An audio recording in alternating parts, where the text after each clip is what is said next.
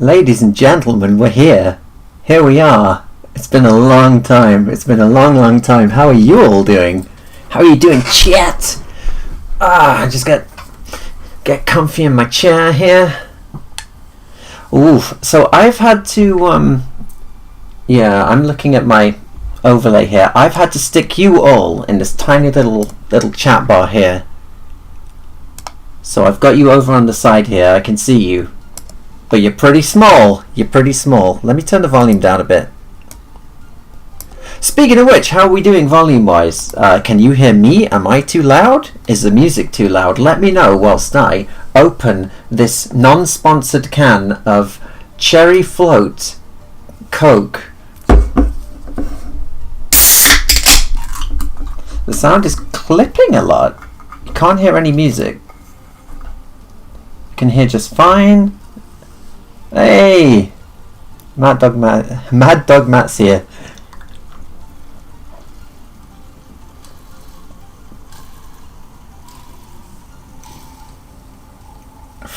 Very satisfying. A MechWarrior stream. What, like playing a MechWarrior game? Doing MechWarrior animation? Who knows?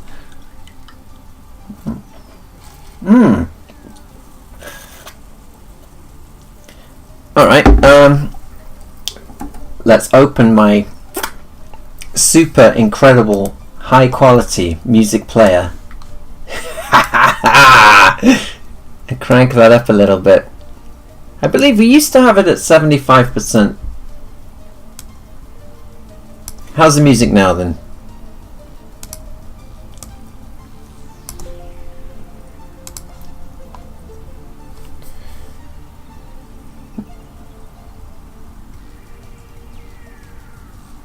Yeah, this stream is obviously it's a return stream. I've been gone for a long time.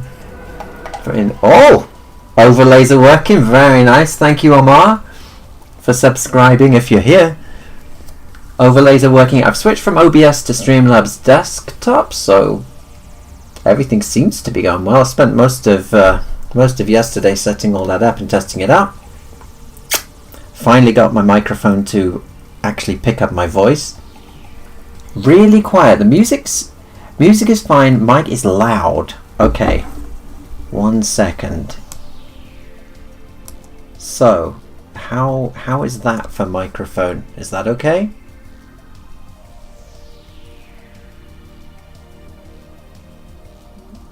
There's a lot of Gundam macros and diagram in the background. No, yes, there's a lot of macros in Battletech.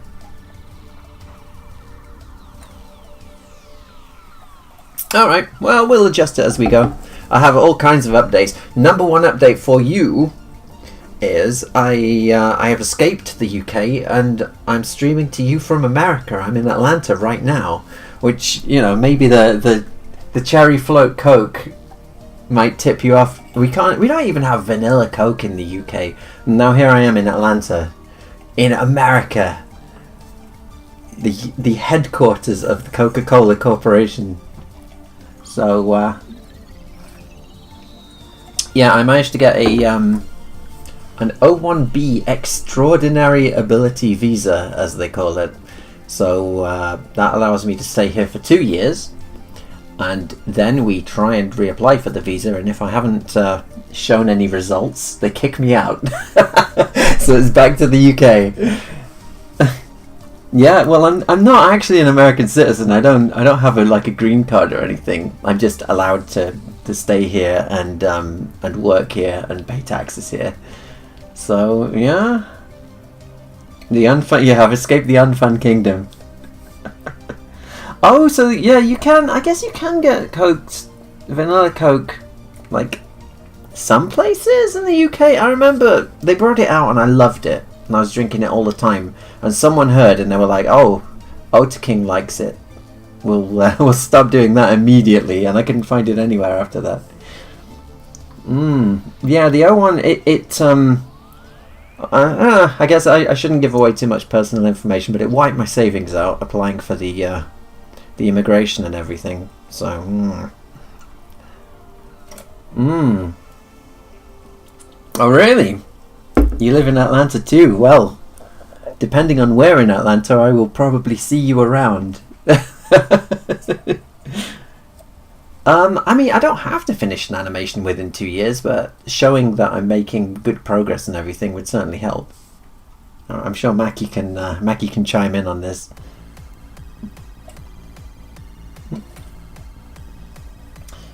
Yes, yeah. I mean, obviously things are a little crazy politically, but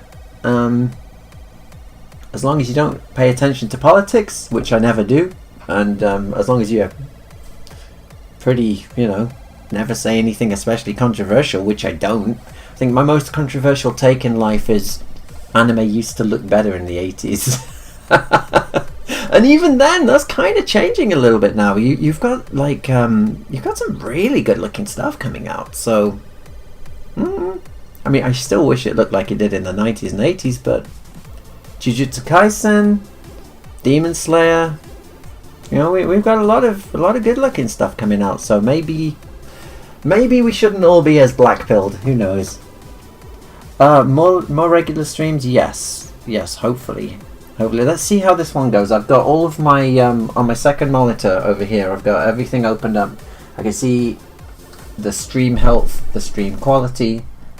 We've dropped 0 frames so far, and I'm streaming in a far higher bit rate than I ever have before. So hopefully it'll go away. Yeah, anime industry is definitely looking up. Sorry, I was going to get right into the animating, but it's been a while, so I'm just kind of chatting to you for a little bit here. Are you worried about getting kidnapped and taken to an ice gulag? I mean, hopefully they'll see my skin color and hear my accent, and I'll say hello, I'm here on an O1 visa, Mr. Ice Agent, and they'll say, oh, sorry, our apologies, and just let me go.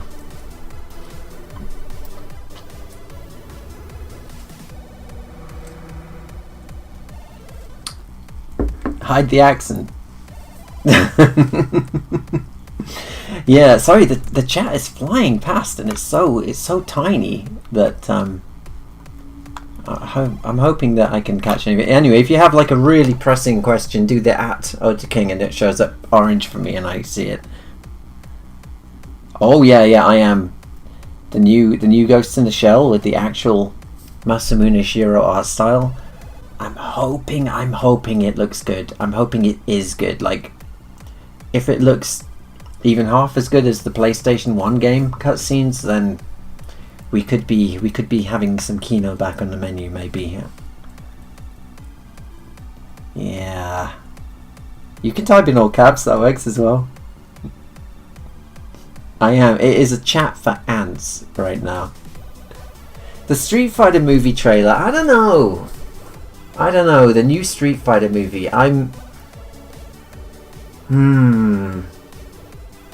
we should ask Maki.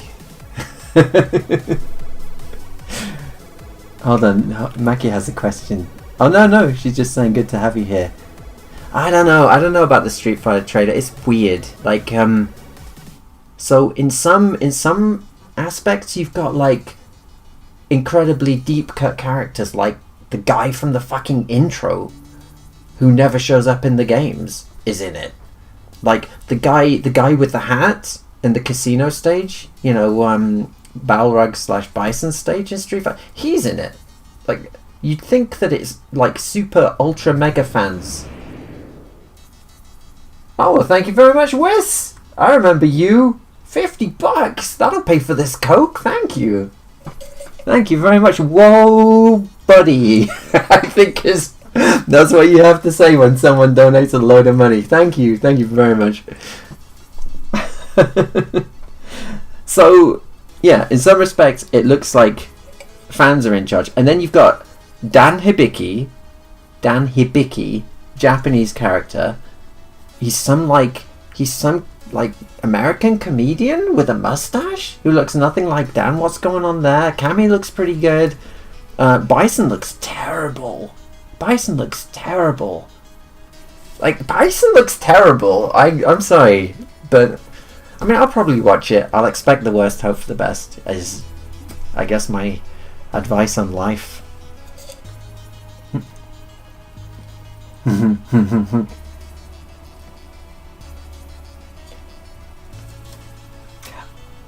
Yes, yeah. So I'm at Maki's place. I'm at producer Maki's place, and this house is pretty fantastic. So, as you may remember, people who are here in the old streams, I was in Sheffield in the UK. UK houses are built to keep the heat in because the UK is freezing, and so when you get that 3 weeks of summer, like summer heat wave in the UK, you just die, you just roast. I was cooking like a turkey up there, and here in the US we've got aircon. Claudia's got a basement downstairs with like a karaoke setup. Maybe do some karaoke streams, who knows, at some point. Karaoke setup, pool table, a bar, and I've been going through the vodka, I'm afraid, at dog racing speeds. Shocking.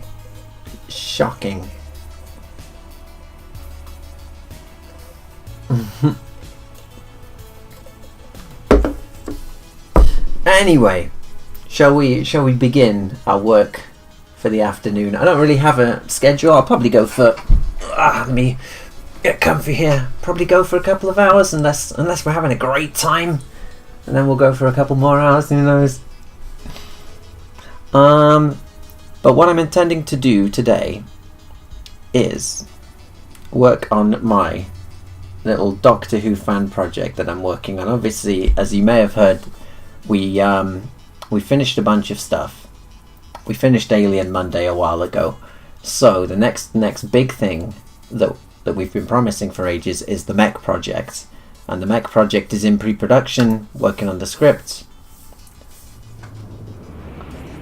What's this? That's... what? Thank you, Pog. How much is... oh, actually, what is ISK 1500? How much money is that?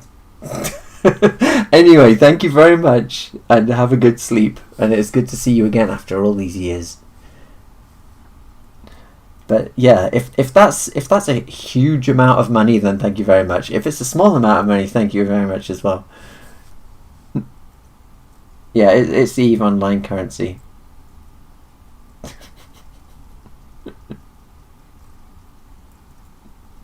Or just stream non-stop twice a week and we'll get that O1 visa, okay. Yes, I salute you too, Pog. Anyway, so yeah, mech project is the next big thing. We're working on that. We got to get it right though. We got to get the mech designs right. We've got to get us a really good script. You know me. The script is going to be the story. The script is very much 80s, 90s anime. So there's going to be no politics, no ideological stuff. Just fun. Just fun. Just fun. Something everyone can enjoy. And the main goal of it is going to be to make something that looks really, really good and has a bunch of mechanical details that we've, we all love seeing cockpits in Gundam, seeing people's hands touching triggers, pressing buttons, bringing up monitors, all of that kind of stuff. But what do? You don't know. Like, you've got it in Gundam. You got your two joysticks. Well, you've got your throttle thing for it, and you've got your joystick. But how do they move the Gundam's hands? How do they move it? We never know. You just have to suspend your disbelief. But in this, everything is going to have a purpose. We've drawn up a manual for how the mech works, how the aiming works, how you move the legs. Because how do the Gundam's legs move? I guess you just have a pedal. You press the accelerator and the legs move, and the computer auto balances it. But in this, we're going to address all of the small details. It's like the intro from Maddox 01 or Patley 2 movie, except that's going to be like a big focus. So hopefully, verisimilitude, because we all know mechs aren't super real. You'd probably just use tanks, but people are going to watch it, hopefully, and go, oh, okay, that makes perfect sense. I can see how this feels realistic. Yes, as Mackie says, we're trying to... obviously, the ideal thing would just be release a 50-minute OVA, but then you'd have to wait like 20 years. So we're hoping to release it in like shorter 10-minute episodes, so that you can actually have semi-regular releases of it. Yeah. Dangayo and Ixo1 are going to be big influences in terms of art style. That is a Winamp MP3 player. Yeah, Macross Plus was pretty good. Macross Plus, pretty good. It's one of the best things ever made. It's one of my favourite anime of all time. But yeah, it's good in showing how... but even Macross Plus, it doesn't show how the hands of the mechs work, Like, how does Hikaru pick up Minmay when she's falling in Macross? I'm not sure.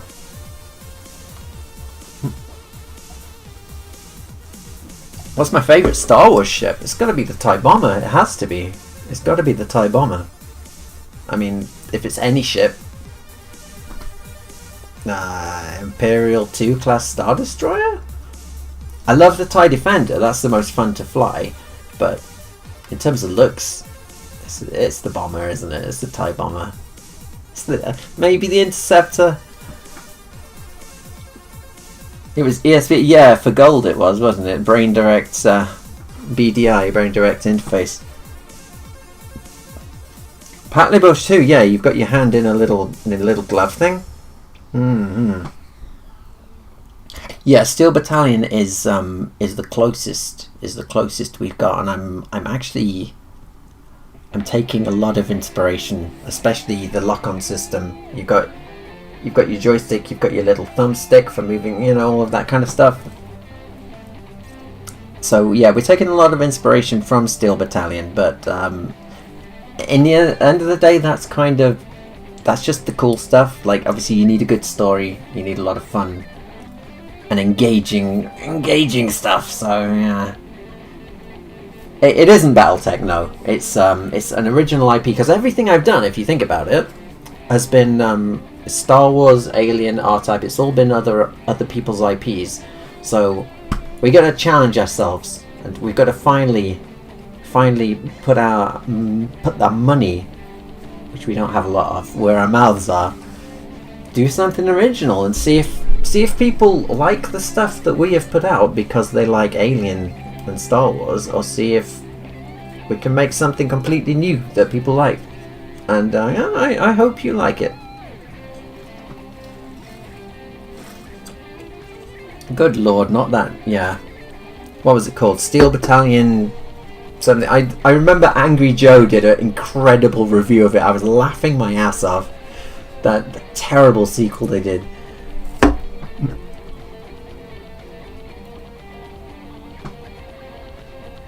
Oh yeah, every time. What about Front Mission 3? I haven't. No, sorry, I have played Front Mission. Yeah, Gabriel, my housemate, got me to play Fires of Rubicon, and I really liked it. I don't generally complete games like more than once, but I did every ending on it. Yeah, that was really good, actually. Really good. And you what? Genre-wise? How is your favourite Doctor and your favourite episodes of Doctor Who? So, and what? Wow, the questions are flying in. Yeah, we relive our glory days here. I haven't even started working yet. I'm still just chatting, and it's all right. It's Friday. It's Friday. We have infinite time. My favourite Doctor is John Pertwee, the Third Doctor. And my favourite episodes of Doctor Who are probably going to be Death to the Daleks, which is relevant to today's stream. Remembrance of the Daleks, the 7th Doctor story. A lot of Dalek stories, actually. I think the best Doctor Who story of all time is Pyramids of Mars, probably. Genesis of the Daleks, obviously, masterpiece, but Pyramids of Mars is just so good. Like, anyone who hasn't watched Doctor Who, it is self-contained. It doesn't have any recurring villains. Just watch Pyramids of Mars. It's so good. It's so good.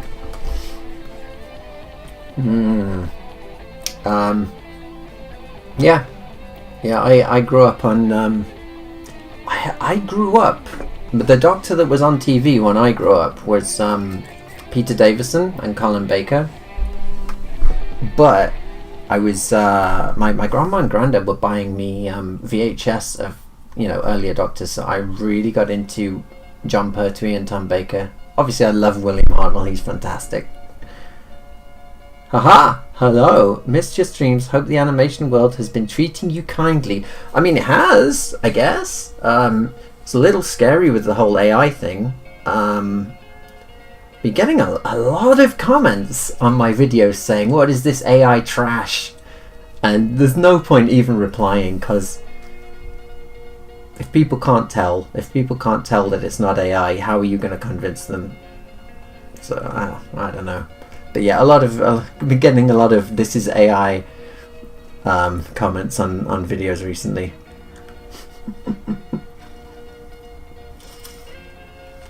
Oh yeah, you gotta watch the old stuff. You gotta watch the classic stuff. Doctor Who ended in 1988.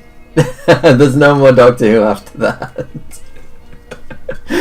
I'll be polite. I'll be really polite and say, the new stuff just isn't for me. I'm sure it's for a lot of people, and I'm glad that they enjoy it, because I can't get mad at people for enjoying something. Like, I'm glad they enjoy something. More positivity in the world, but for me it doesn't feel anything like the Doctor Who that I grew up on, so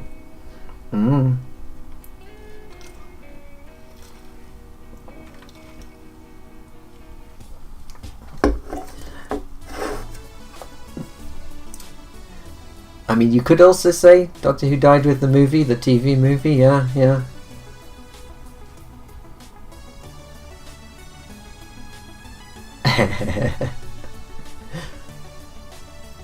Alright, anyway, I'm going to stop looking at chat for a moment and tell you what we're up to today. So, as mentioned, Death to the Daleks is what got me into Doctor Who.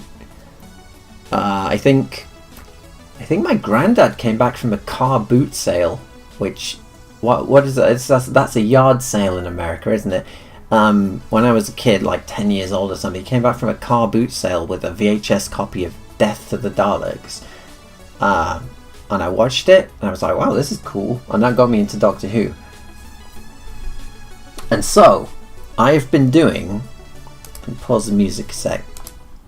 I'll show you what I've got so far. So I've been working on, whilst we're working on the script for the mech project, and getting all of that down, this is like a little side project that I've been doing. It's completely fan thing. It's not, you know, it's not involved with the BBC in any way.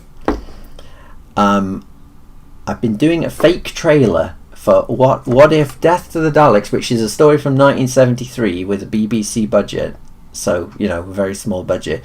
What if that was anime made in the 80s and 90s golden age of OVAs? So, you know, what would it look like if everything was bigger scale? And I'll show you what I've got so far, if you like. Let's see.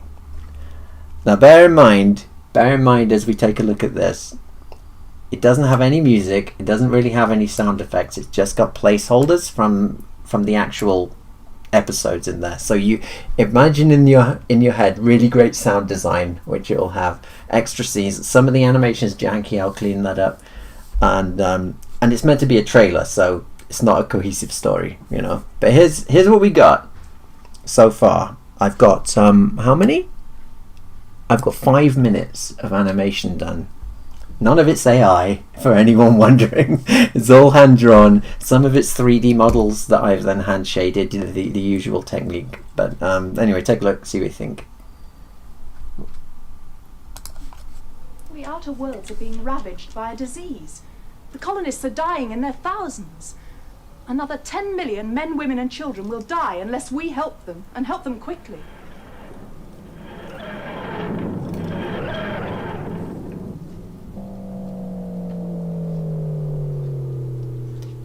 When it's dark, you make everything blue. That's what I learned from the 80s. Second in command of the expedition. Now, maybe you'll tell us about yourself. I have a young companion with me, Sarah Jane Smith. By now I expect she's out looking for me. Just so long as she didn't go near that forbidden city of theirs.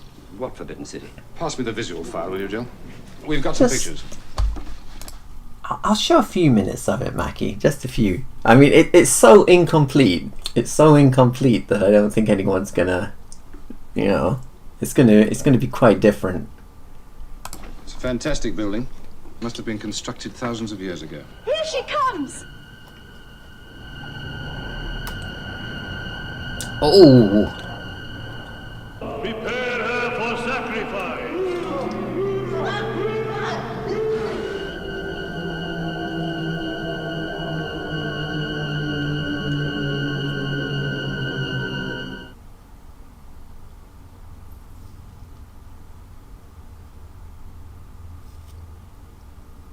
You really need to imagine sound effects here.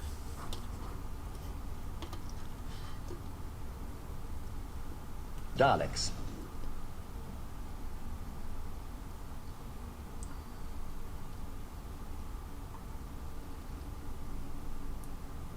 The Earth creatures are to be exterminated. Fire at my command. Wait a minute, wait, you can't! Total power failure in armament circuits. Well, well, well. Daleks without the power to kill. How does it feel? Superior Dalek technology will overcome interference shortly. Meanwhile, you will obey our orders. You're not in a position to give any orders. I think our best interest will be served by joining forces. We're all in this together. All equal. All powerless. What do you think of that shot? Hold on. I love background animation, which I'm sure there's 89 people watching at the moment. I'm sure you all know. Some of you are probably anime like Sakugaboru people who know what animation is. Anyway, normal animation, yeah. You have a few animated characters at the start, and you have a still background which is painted in the background, in the back rather. background animation is when you animate everything, including the floor, the buildings, and all that kind of stuff. It takes absolutely ages, but it looks peak. It looks peak if you pull it off. And so I thought I'd give it a try, and this was my... Here we go. Meanwhile, you will obey our orders. You're not in a position to give any orders. I think our best interest will be served by joining forces. We're all in this together. All equal. Hopefully it works. Hopefully it works. Every hour we're stuck here on this planet, the death toll's mounting. Take cover. Locate the enemy. Locate the enemy. Locate, locate, locate, Exterminate! Exterminate!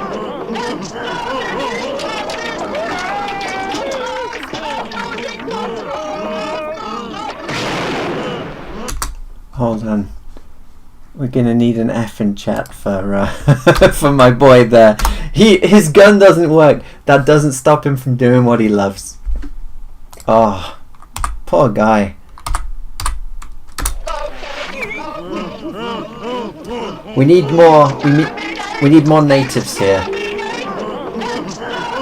I want like 50 of them.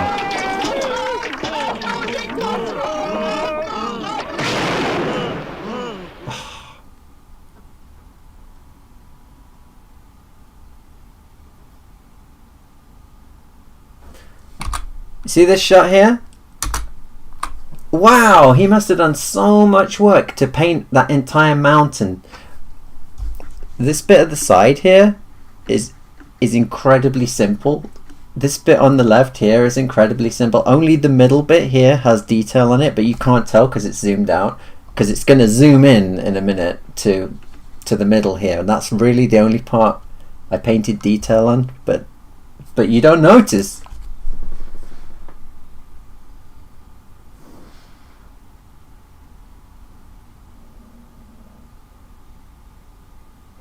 Patrol captured by alien beings. One Dalek destroyed. Oh yeah, we got the machine guns. We got the machine guns, baby.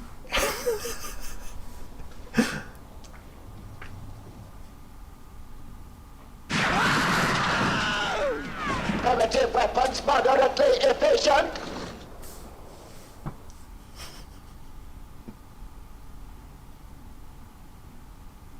Yeah, they got those plungers.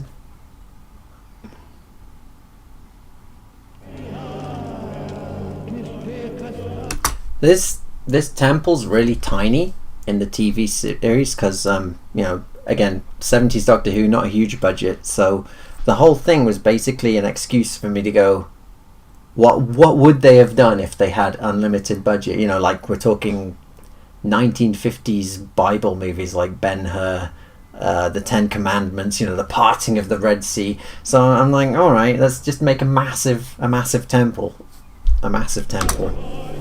He's blown any chance we ever had of making a deal with these savages. So you let them die. I would so. Our job was to get medical relief that'll save the lives of millions. If some people we don't even know have to die in the process, well, that's just too bad. May have overdone it with the violence. You think?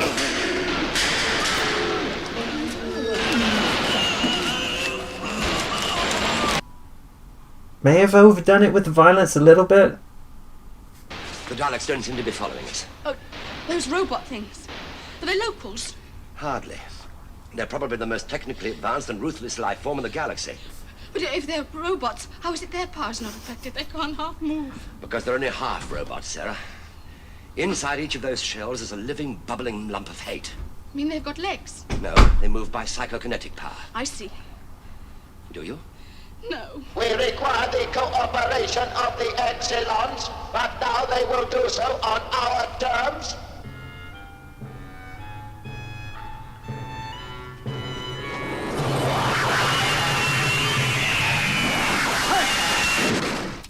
More workers, more. Alright, so I did a Patreon post last week about that shot. One sec. So again, in the TV story, this is tiny. The Daleks enslave all these Exelon guys, and they're like, okay, as is custom, you are now slaves. We want you to go and do a bunch of digging. And so they have to go and dig, but there's only like 10 of them, and they're digging in a gravel quarry in England somewhere. And I was like, well, let's have a really big dig site. So came up with the background, did a bunch of repeated characters. It's only on screen for a few seconds, so you don't really notice, but most of these are repeated animations. Some of these front guys were repeated. The background's doing a lot of heavy lifting. More workers. More workers. Big dig. More.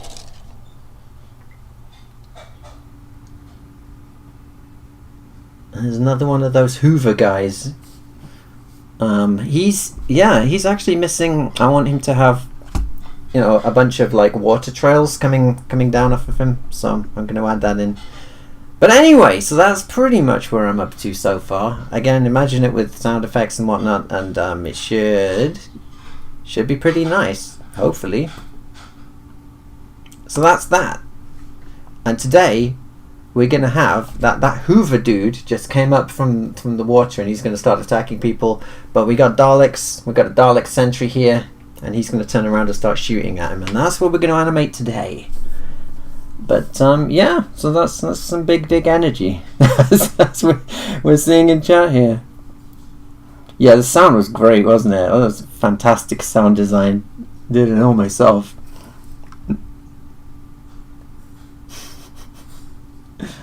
Yes, I did hear about the Dalek Master Plan episodes that were found.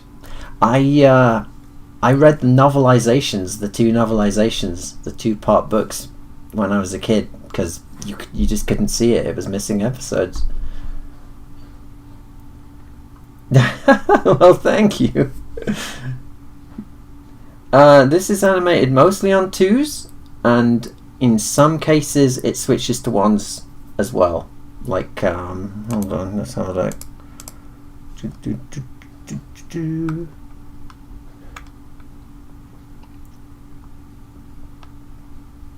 So, for instance,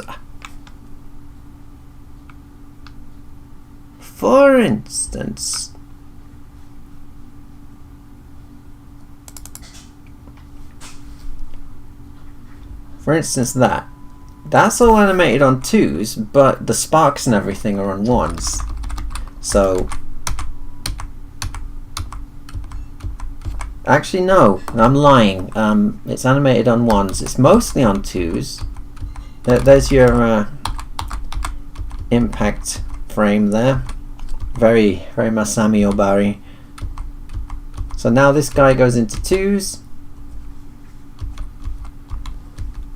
But the sparks are on 1s, which give them a kind of interesting, more kinetic feel, I guess. And when you watch the whole thing, it kind of works. So it's variable frame rate, I guess you'd say. So someone asked what version of TVPaint you're on. It is it's TVPaint Animation 11 Pro, 11.5.3.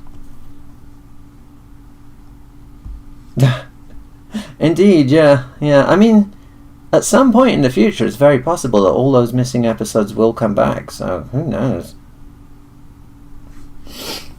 But yeah, so we got to get a Dalek on this cliff. This is a background I painted. Here it is in Photoshop. Wow, it looks so detailed from afar. If you zoom in, not so much. But that's okay, because you're supposed to only see it at 100%. But yeah, it looks kind of messy when you're getting close like this.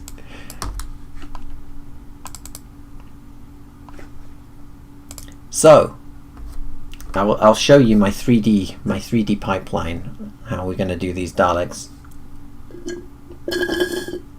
What other franchises do I plan on making animations for? Whatever's fun, basically. I mean, like I say, after this, it's the mech thing. It's the mech project. and hopefully that does really well, and we just kind of keep going on that,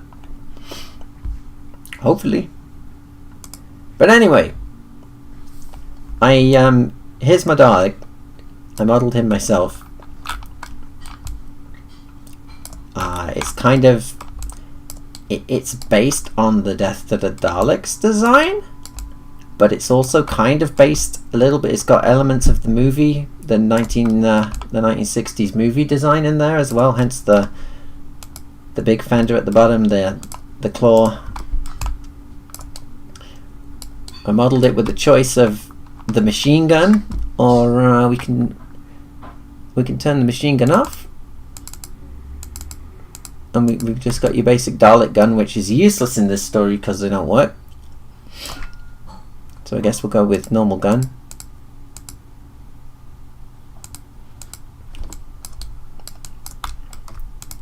Head moves.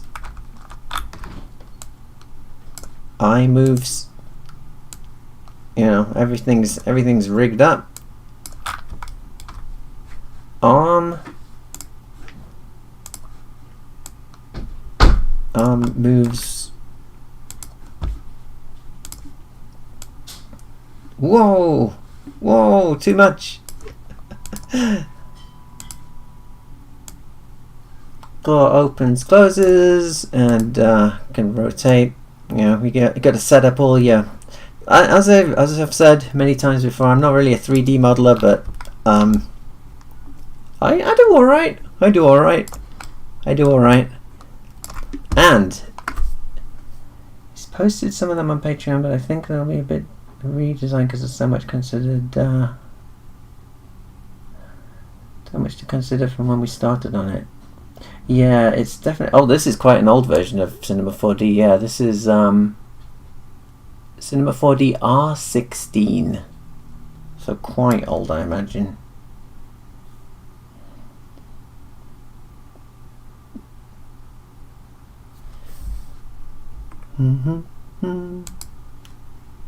So here's that background that I made. So usually when I'm doing these 3D models, I render them out as lines like this rather, and then I take them into Cinema 4D and I hand paint them. But people were telling me, and it was actually very good advice, why are you hand shading? Yeah, but why are you hand coloring in? Why are you putting in the base colors by hand? That is taking you way too long. Like I would have to drop the colors into each one of these globes, and it would take a long time. So what I did was I put the base color in already.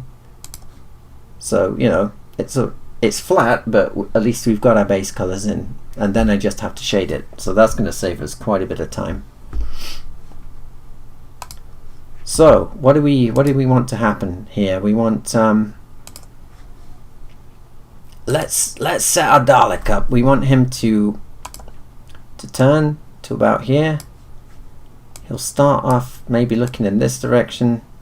It looks like he's hanging over the cliff, but he isn't, because if we go back here, this cliff bit here is in front. That's a separate layer in front, so he'll be behind that, but obviously in front of the rocks behind. So don't worry about it. It'll be fine. So we'll start him here, and he'll turn around and just start shooting. But we've got, to make a Dalek look alive, you got to make him twitchy, especially in Death of the Daleks. They're very twitchy. You can really, a lot of the time in Dalek stories, they just look like they look and move like tanks, especially in the new series, which I don't like as much. You don't get the sense that there's something alive in there, and that it's kind of got a real itchy trigger finger, and that they're like twitching about, and they're very uncomfortable, and they make me feel uncomfortable in Death of the Daleks. The guns don't work properly, and they're kind of like, they're on edge, and they're always like moving about. Anyway, so yeah, so we got to get some of that in.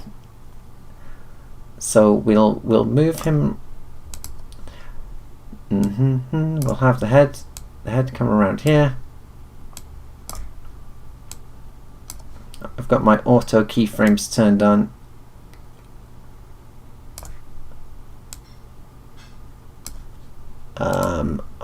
We want the eye to be looking down here a bit, I think.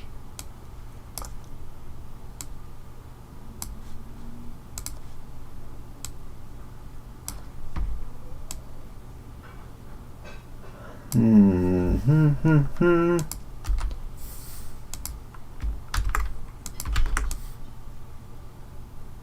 want the head to go over there. Oh, what the fuck happened there? Excuse my French.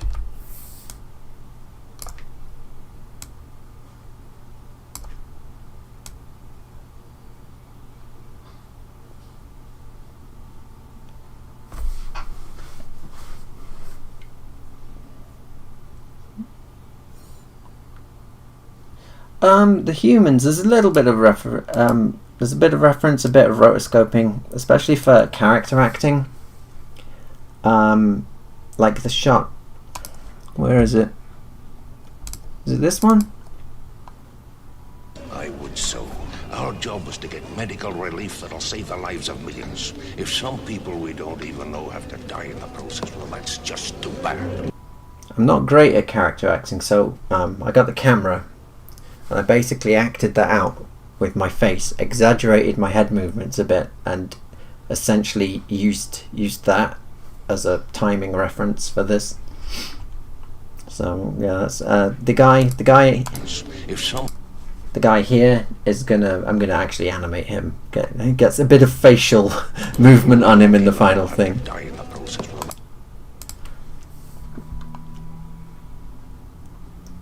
So yeah, we're going to move this Dalek around.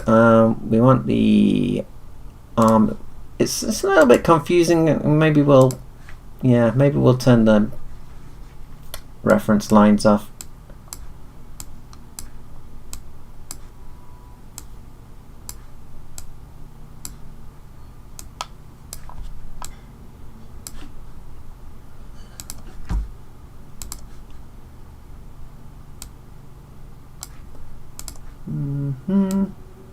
Move this plunger a little bit.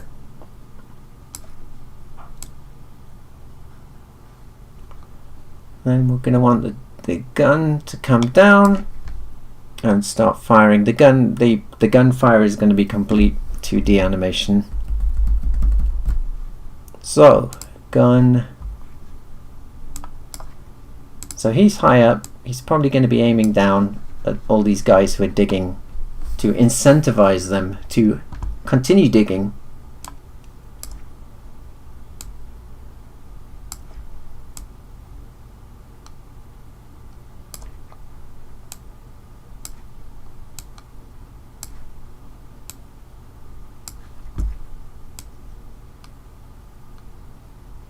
And yeah, so then I guess we'll start shooting here on frame 25. Oh, sorry, we need our music back. There you go.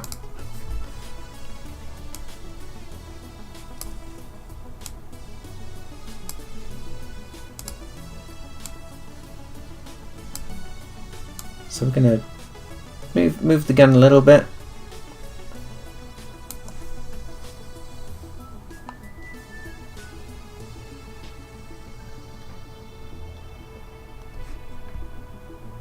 Yeah? Oh, you think that's alright, Mackie? Because I'm all for less work, so if you think that's good, I'll just leave it like that.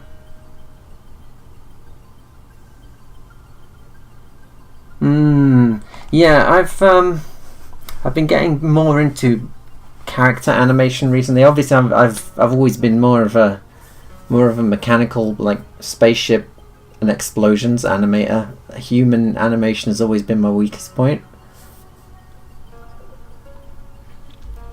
If I finish Death of the Daleks, where will I upload it? Just on the YouTube channel, and hope the BBC don't take it down. I hope it's what's the word? If you I've forgotten the word.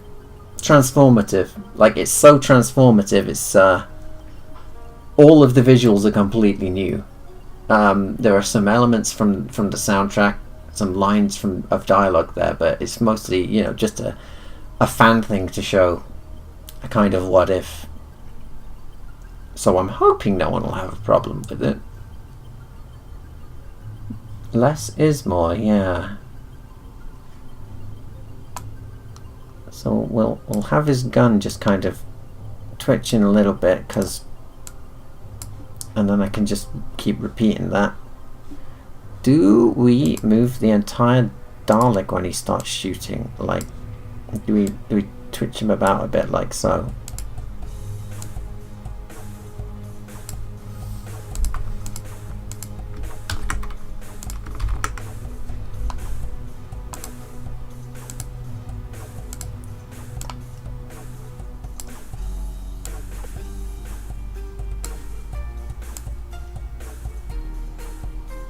So it currently looks like this.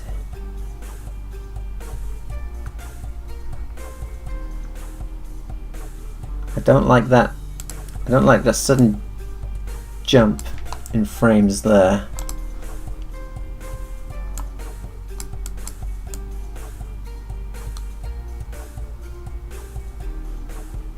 And I don't think he should just turn. I think he should probably... let's see. So when he turns around, he should probably move back a little bit, and then when he's here, he should probably move forward a little bit. Ah, shit! But then we've got this problem, don't we? Yeah.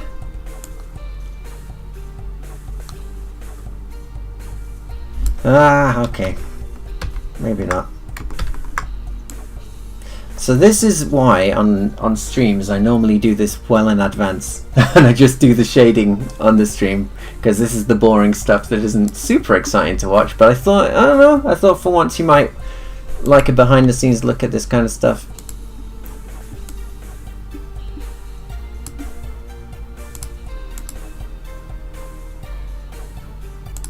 No, I don't like that.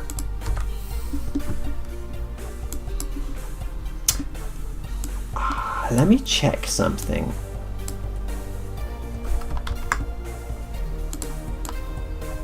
Is that going to mess everything up? Is he now going to fly off the screen? No, he isn't. Alright.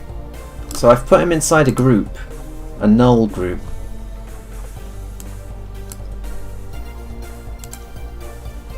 And I can move that group, which will move the Dalek inside the group.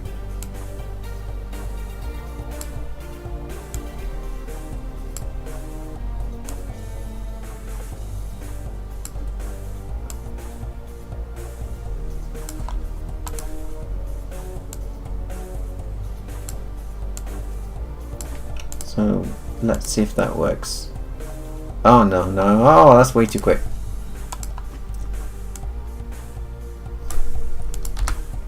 Try that.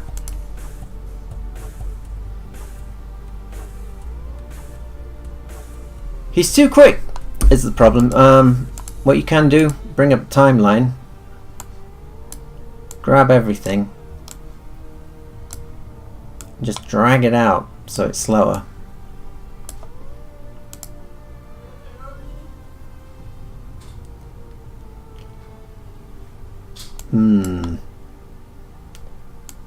So what I want is that to be quicker.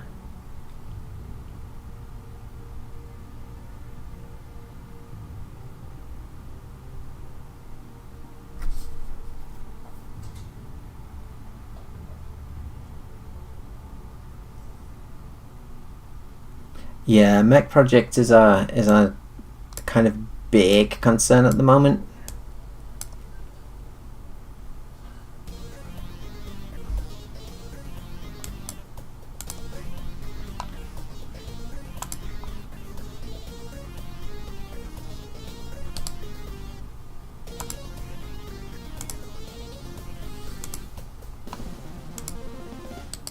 Copy, paste that there. Alright, so let's render this out. 0 to 36. How many frames is that going to be? That's going to be 37 frames, that's way too many. Let's do them at 12 frames per second.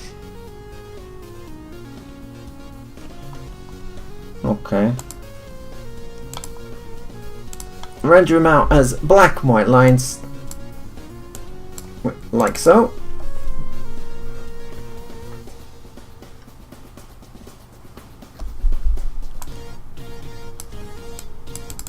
Excuse me, let me get them on the screen for you.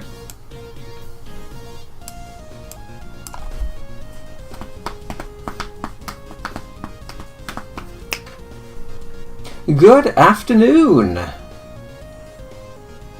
Can you do stepped animation in this version of Cinema 4D? What? What is stepped animation?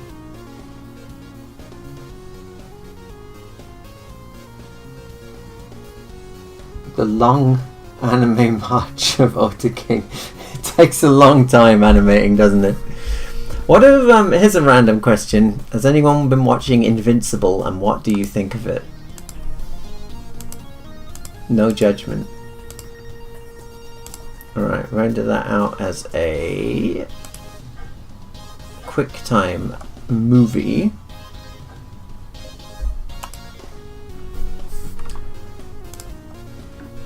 Hopefully we don't have anything embarrassing in our downloads folder. No, just screenshots of... So here's that dig site I was talking about. Here it is in the TV show. It's not huge. Look, there's like 10 guys digging and 3 Daleks. So I was like, all right, let's make it enormous. Let's make it huge. All right, I'm gonna drag our Dalek render in as a layer. There he is behind the cliff. 12 frames. Let's see if that's too fast or if we need to... I think he needs to be 15 frames, quite frankly. I don't know, 15 frames per second seems to work on Daleks really well. I don't like changing from the established 1s or 2s, but I think we might need 15 for this guy. And alright, let's do 15.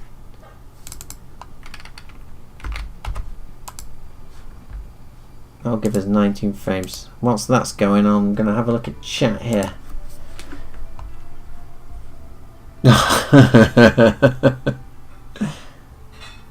The British pronounce dig in an alarming way. How else are you gonna say dig? Dig, D-I-G, dig. How would you say it?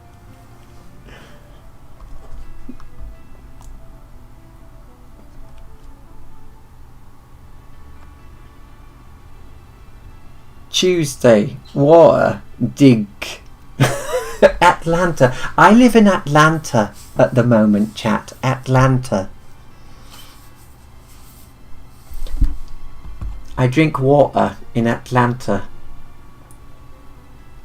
Recently found your channel and I found your animation very good. Trying to understand your process. It seems to me you animate a 3D pass and rotoscope it in 2D frame by frame. Is that correct? Not quite.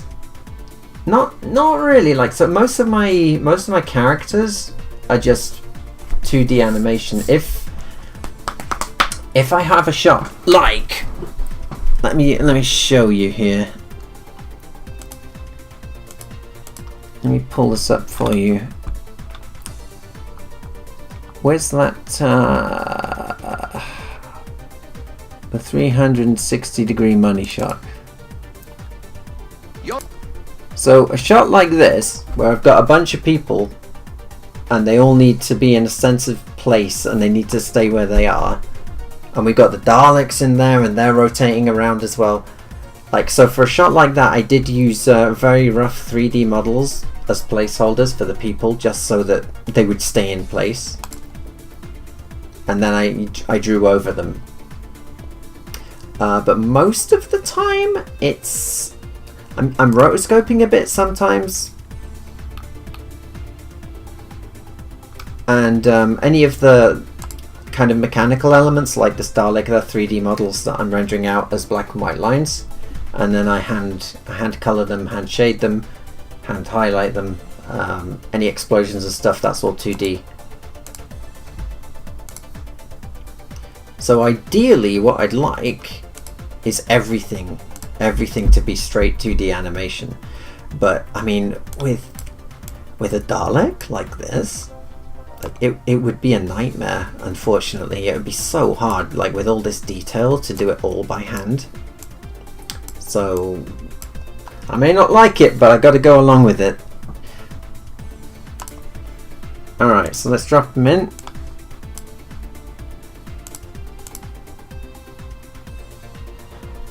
So this should be a little smoother now. Let's change it to 15.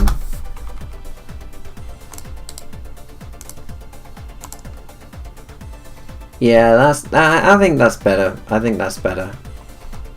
And then we'll have him. So what we can do.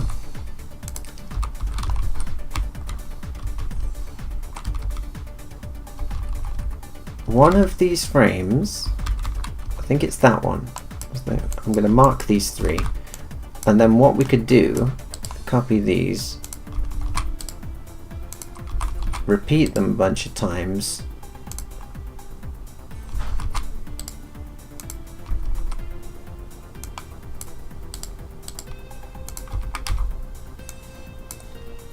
let's see if it works. It might be, looks a little janky, doesn't it? But with the gunfire effect on top of that, that might work. That might work. Anyway, so then what we'll do is we'll get a base color on. If I try and render it, it'll look like that. We don't want that. So let's drop in a background, and I'll make a color. Let's say, I don't know, nice dark purple. Slap that on there, and now it look like that. We'll render that out. Why are you red? I just told you to be purple. Why are you red? I don't care. It could be red if it likes. I think I know. Let me stop that. Oh, it's because we're over here. Alright. It starts off red and ends at purple. You got to be careful of your keyframes sometimes because it automatically interpolates. Alright, let's try that. Now it should be, yeah, we're purple the whole time now. Even in 3D to 2D as a ref, that looks like it's in ones. It is! It was in ones, that. Some of it's in twos. Let me find it again. I had it literally seconds ago.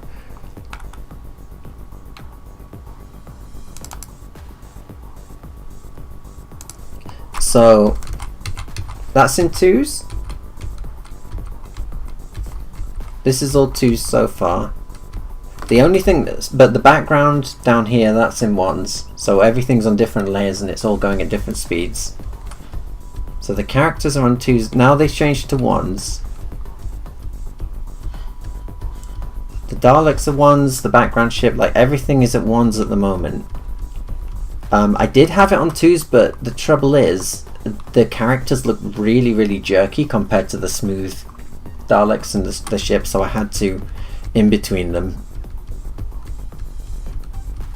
I did make some quality trade-off. Like normally in the other shots of the Daleks, they've got like white airbrushing highlight on them, which I just didn't do for this frame, because for this shot rather, because they're on the screen so briefly. But yeah, this is all ones.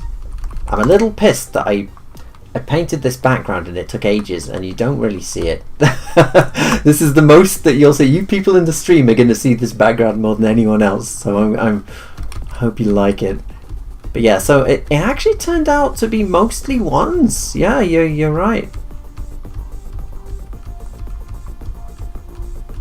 Now we're on twos again. This Dalek is twos, look.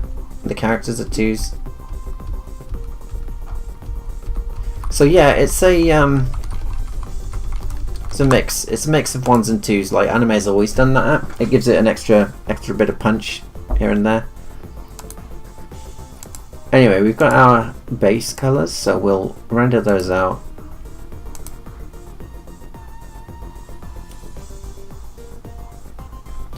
And then drop them in here.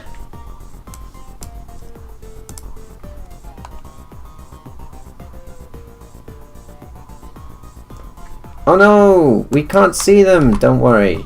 You just get a lines layer, put it on multiply, and it shows through. And then get these 3 and repeat them as we have done in previous times. Let's see how that looks. Still looks a little bit, I mean, I don't know, looking at it, I'm looking at it on the second monitor where it's really tiny, and I think it'll look alright once we've got like our gunfire effects. Our gunfire effects, by the way, I have referenced Angel Cup. So I'm gonna have it like that. Oh, sorry for the gore. Just pretend you didn't see that. Just pretend you didn't see that. Back. Honestly, can we... Okay, so how to animate machine gun fire.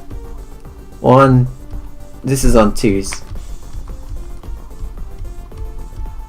We'll do something like that.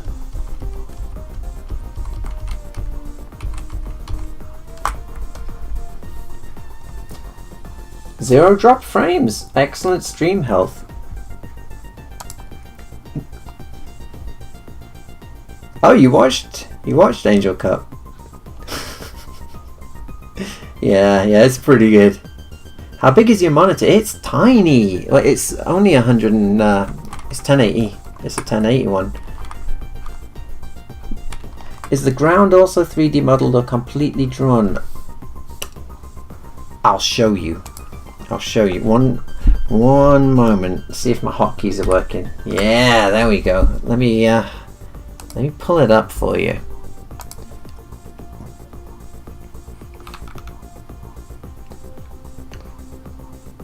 If I can find it. If I can find it here. Huh. I don't know if I can find it here.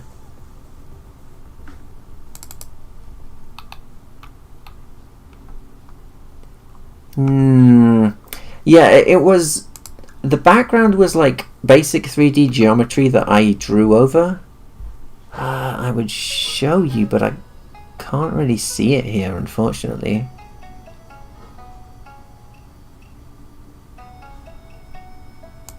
Oh well. What was I doing? Oh, that's right. We were here, weren't we? Unacceptable. Yeah, a bigger monitor would be nice. But honestly, if I was going to do anything with my computer, I'd get some more RAM, because it is struggling. It's struggling to play even the most basic games like Kerbal Space Program. It struggles. It really struggles with KSP. Alright, here's what we're going to do. Turn that off. I'm going to get rid of the purple.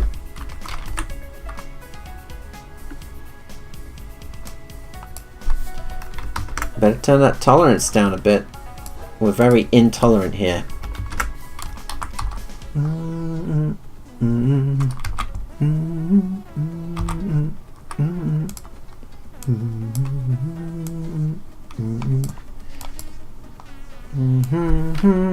Excuse my messing around here for a moment. Alright, that should... Yeah, there we go. So I can do that on every frame. Erase, erase, or I can select all of these, press return, and it'll do it for me. Beautiful! And then we just gotta, with this little mark here, I'll remember that these are repeated and I won't just keep shading the same thing even though we've done it already. How am I gonna know? I can hear you asking in your minds, How, Paul Johnson? How are you going to know what colour to shade him? Well, I've got a colour reference here, so I'll just bring that up and colour pick it and use that. But yeah, so currently it's looking something a bit like that. I think we probably might need, after we've shaded him, we need like a little shadow of him on the rock in the background here to place him in the scene.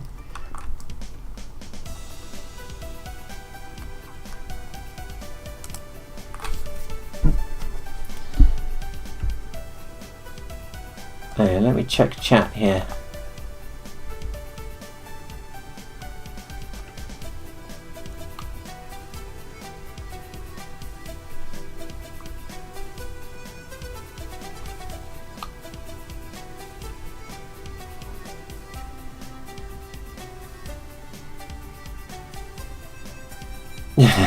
That's okay.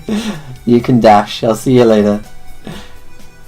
No palette swatches. It's I haven't set that up actually. No, because I'm using such a different bunch of palettes for each scene. Like some scenes where the Daleks are in the dark and the palettes, the color scheme is much more dark and blue and things like that. Going by the apparent sunlight. I mean, yeah, it could. We can kind of cheat a bit. Like, really, we should have the light coming from the right hand. Yeah, in fact, we will have the light coming from the right hand side, I think.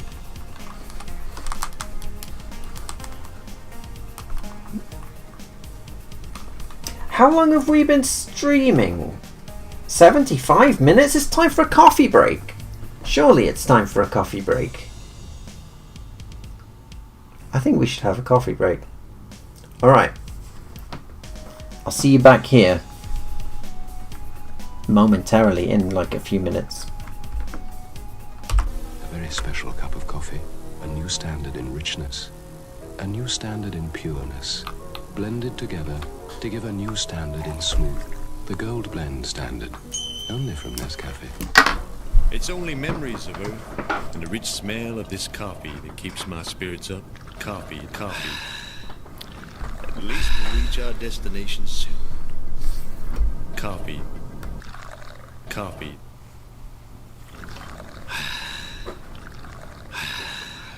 You make a fine cup of coffee. You've made my day. You taking your coffee break now, Alan? Yeah, that's right. You want some? Coffee. And I had to go make coffee for two. Hurry up, would you? My coffee's starting to cool off. Coffee, my salvation from my day-to-day drudgery. Coffee. A little bitter, but still an excellent blend. Boy, you should switch to decaf. Hello. I'm sorry to bother you, but I'm having a dinner party and I've run out of coffee. Come in. Thank you. Will Gold Blend be too good for your guests? Oh, I think they could get used to it. It's a very sophisticated coffee. They have very sophisticated taste. Do they? Yes. Well, I must be getting back. Now, golden roasted, richer, smoother, Nescafe Gold Blend. Have you met your new neighbor yet? Oh, I've popped in for coffee. Come on, Dad. You're playing Vicky, not Andre Agassi. Don't be so sure. Agassi. Hi, call me Andre. Nescafe, Andre? You bet. Nescafe sure is coffee at its best. That's the best thing served me all week. Who's up for doubles?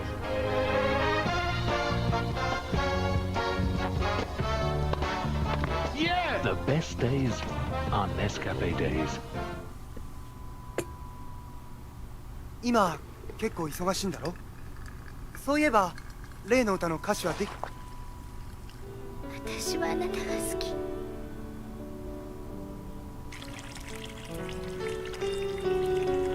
Days looking new and bright, and you're gonna start it right. Folgers starting to brew, the aroma's calling you. The best part of waking up is Folgers in your cup. Mornings are brighter with mountain-grown Folgers because mountain-grown coffee has more enticing aroma than any other kind. The best part of waking up is Folgers in your cup. Please enjoy this footage of velvety smooth beans, followed by a well-shot close-up of a hot brown liquid that's brewed by mixing heated water. All over the world, the word for great coffee flavor is Nescafe. We're the world's favorite brand of instant coffees. In America, Nescafe's great flavor comes two ways. We're the world's best-selling too.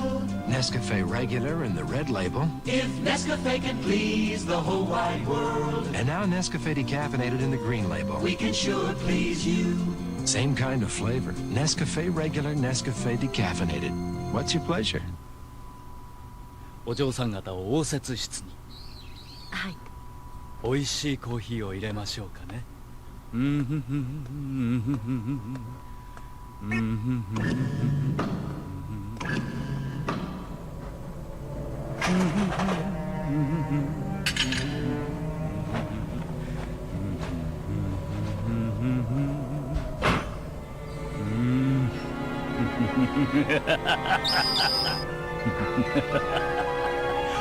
美味しいコーヒーができましたよ。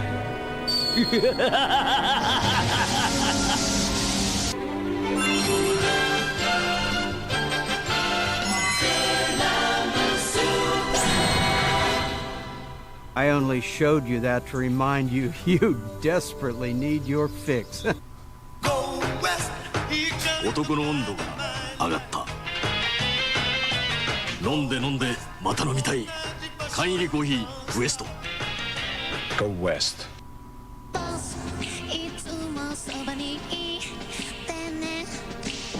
ス、私のそばにいてね。ボス、決して私見捨てないでお願い。Boss, I can't live without you. Boss, I can't live without you. Boss, いつもそばにいてね。Boss, 私のそばにいてね。Boss, 決して私見捨てないでお願い。Boss, I can't live without you. Boss, I can't live without you. A very special cup of coffee, a new standard in richness, a new standard in pureness, blended together to give a new standard in smooth. The Gold Blend standard, only from Nescafe. It's only memories of Earth and the rich smell of this coffee that keeps my spirits up. Coffee. At least we'll reach our destination soon. Coffee.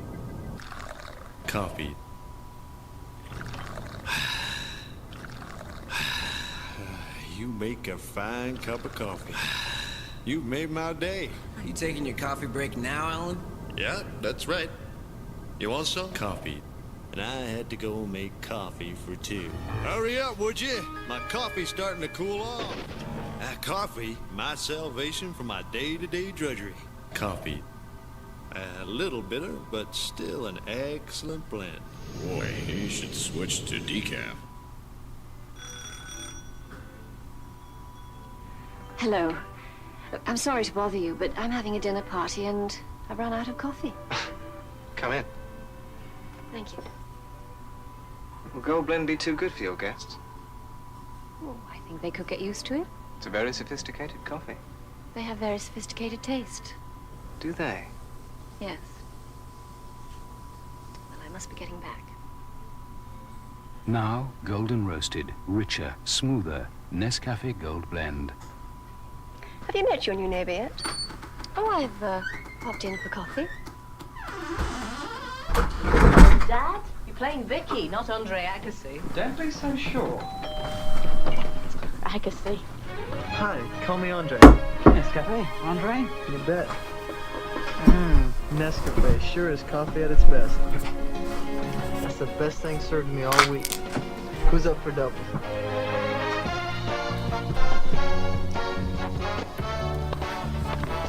The best days are Nescafe days. Are we back? I think we're back. Yes, everything's... I'm just checking my hotkeys. Everything's working fine. Now, chat, I have to admit, I've betrayed you. I said we were going to go for a coffee break.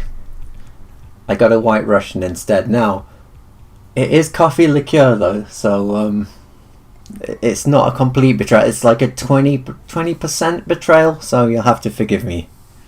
Mackie, we're out of vodka. Sorry. Alright, it's time for the graphics tablet. The Wacom Intuos 4. Let's get some work done. Let's get some shading done. Oh yes. Machiavellian, absolutely. The dude bites. Absolutely, this aggression will not stand.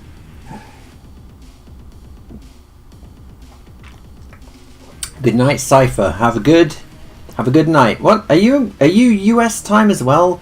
It's only 8:30 here, and it's Friday. It's Friday night.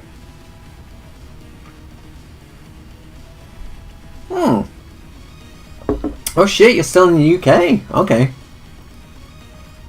Okay. Well, yeah. Have a good night. Have a good sleep.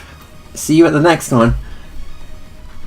What software do you use? You know what software I use. Come on now. You've been here since the start of the streams. 2:30 AM. Those are rookie numbers. I used to stream till 6 in the morning.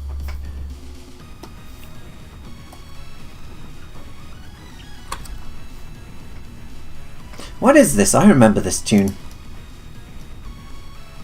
We are not your pal. Interesting. Whatever the English drink. We drink cider. Well, cultured UK citizens like me drink cider. Specifically Copperberg, which isn't even English cider.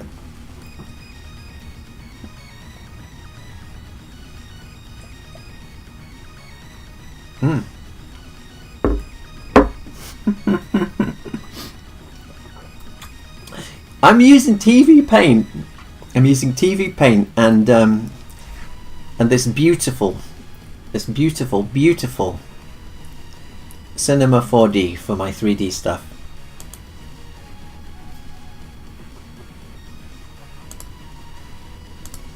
There he is, my beautiful Dalek. Oh, so beautiful. The PJ Custom. He's even got the on the back. He's even got the little energy receiver dish from Dalek Invasion of Earth for, you know, the real old school Doctor Who people. Because if they're going to need it in any story, it's going to be Death to the Daleks.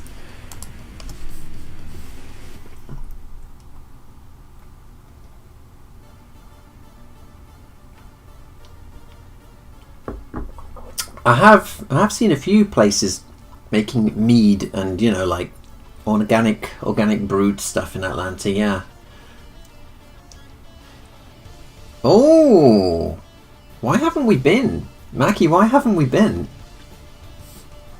Because we've had that cherry pie cider from the package store. You see, I'm used to saying off license. That's what we call them in the UK. But now I'm here, I'm changing my vocab to, you know, the trunk of the car, the hood of the car, the windshield, the package store. Exactly, yeah. Oh, it's good. That cherry pie cider is good.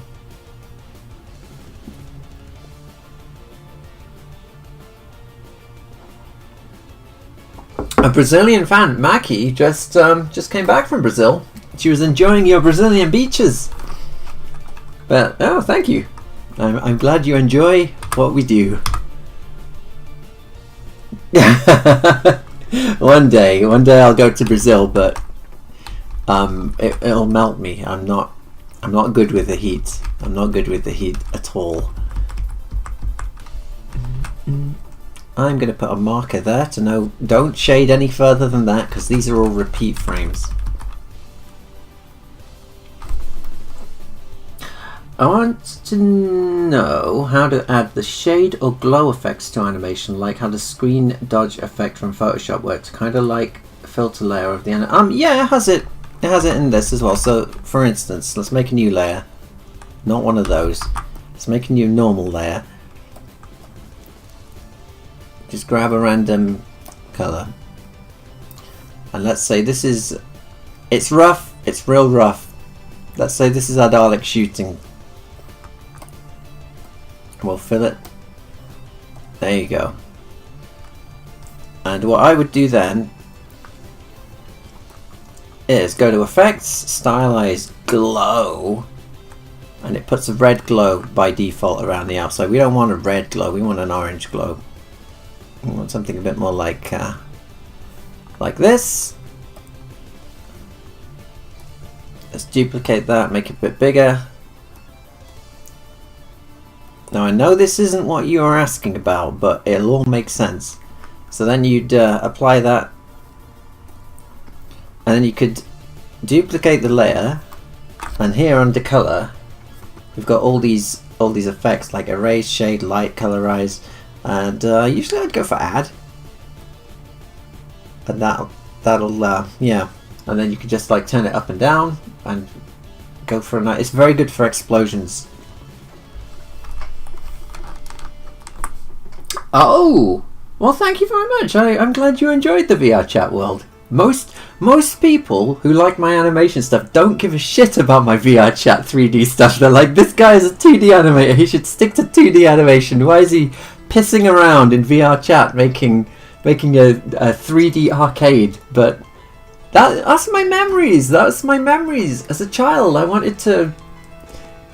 I don't know, I was having a wash earlier and I was thinking about it, like everything's so negative now, like every video you click on is why this thing is shit, why I hate Star Wars now, why Doctor Who's shit now, why games are terrible, why all movies are crap. I don't necessarily disagree, but like where are the videos saying, here's something that I loved? Like, you know, why can't we have people talk? I mean, we know why, because the algorithm doesn't push it. It's much better to be negative. It's cynical and miserable, but I wanted to make a world that just had all the things that I loved in it and show them off to other people. So I'm glad you liked it. It's your home world. Oh, well, thank you.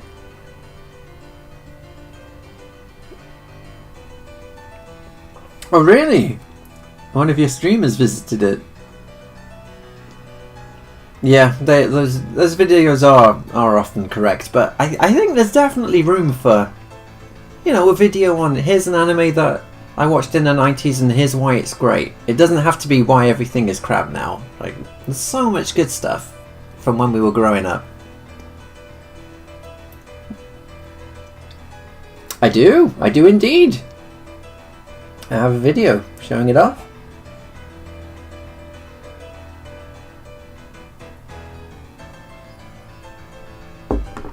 Yeah, lighting. Glows are easy. Glows are pretty easy. I mean, you can just that was like an auto way to do a glow. You can just get a color, get an airbrush, and go underneath and okay, sorry, it's on erase. And you can airbrush like so as well if you want. I do a lot of manual airbrushing on my my explosions.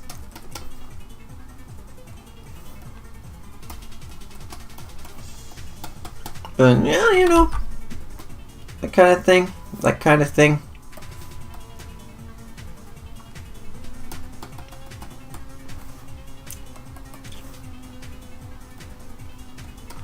Anyway, let's get rid of that. Do some shading. That's what we're here for. We're all here for shading. So, we'll start with that. Actually, I'm going to start with a random color like this. I'm going to go down here and turn these lines down. In fact, this might seem crazy. This might seem crazy to you all. I'm just going to fill this with green, and I'm going to turn the background off completely. We'll just shade this guy.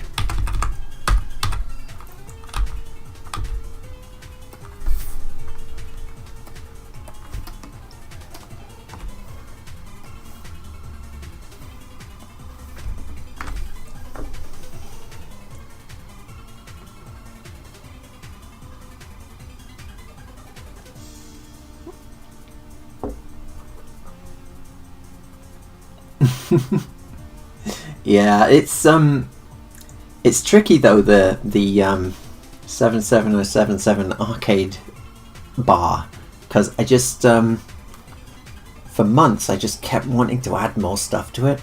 I just wanted to keep adding more machines, more arcade cabinets, more consoles, and got to a point where I just had to stop. Like once I put the basement in, I was like, okay, you've gone too far, stop now, stop. So I think that's probably the final version of it, unless something breaks, and then I'll, you know, years from now go back in and fix it all up again.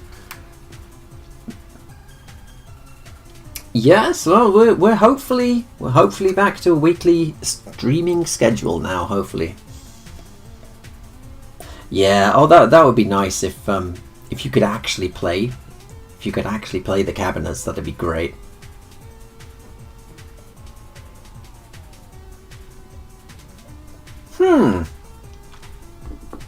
It didn't notify you. Huh. I mean, it's weird. It tends to do that sometimes.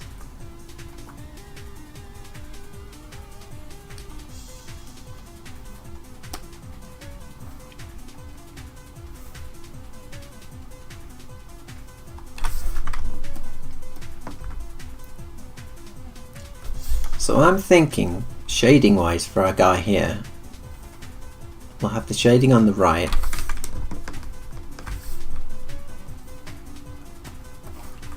So for instance, I could just fill that, yeah.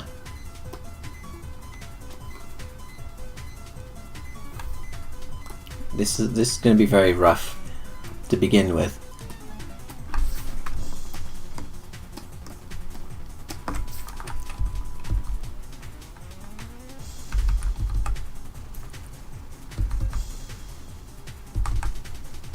Just kind of working on the head at the moment.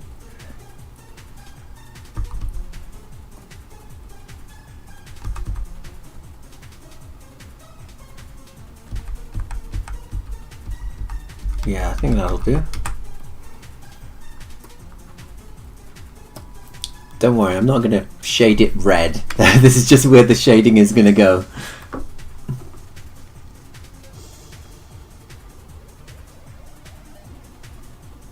Oh, okay. Yeah, use a retro... Is it retro arc or retro arch? I'm never sure. Ooh, magnetic rose. Yeah, masterpiece. Masterpiece, but it didn't make me cry like Millennial Actress did. I know from looking at me, you may think there is a man made of steel with ice running through his veins. He drinks White Russians. What a Chad! Like that man will never cry. But Gunbuster and Millennial Actress, I cried. It's weird. YouTube. I'm subscribed to a bunch of people, and YouTube just sometimes just doesn't tell me. It's like, well, screw you, I guess. Something you wanted to watch? Sucks to be you.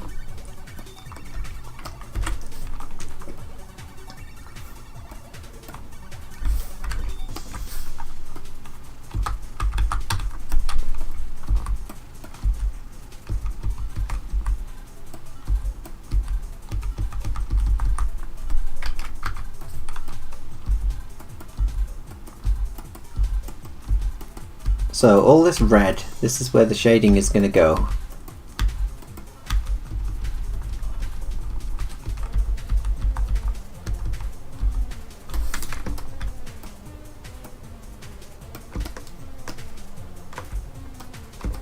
So we're going to want it down here as well.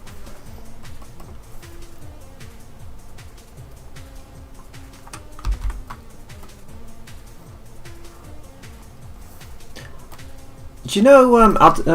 Don't know why I'm prefacing everything with I'm going to tell you an interesting story from my life.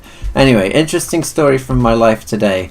I decided, Jujutsu Kaisen Season 3 is out. Let's start watching it. Didn't have a clue what was going on. So, as is the case with these anime that take years for a new season to come out. So, I watched the movie, fantastic. And now I just started watching Season 2 again to catch up. Just some really nice animation in it. Really nice. Kaisen. Jujutsu Kaisen.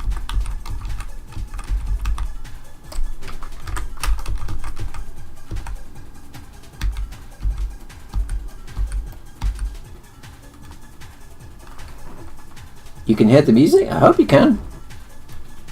I can turn the music up a bit if it's too low. Me doing One Punch Man Season 3 all on my own. Even then I would have animated the guy, sliding down the hill. I would have animated him. What are my thoughts on Avatar: The Last Airbender? Everyone tells me I should watch it, that it's one of the best Western animated things, but I just haven't watched it. Still haven't watched it. I should do one day.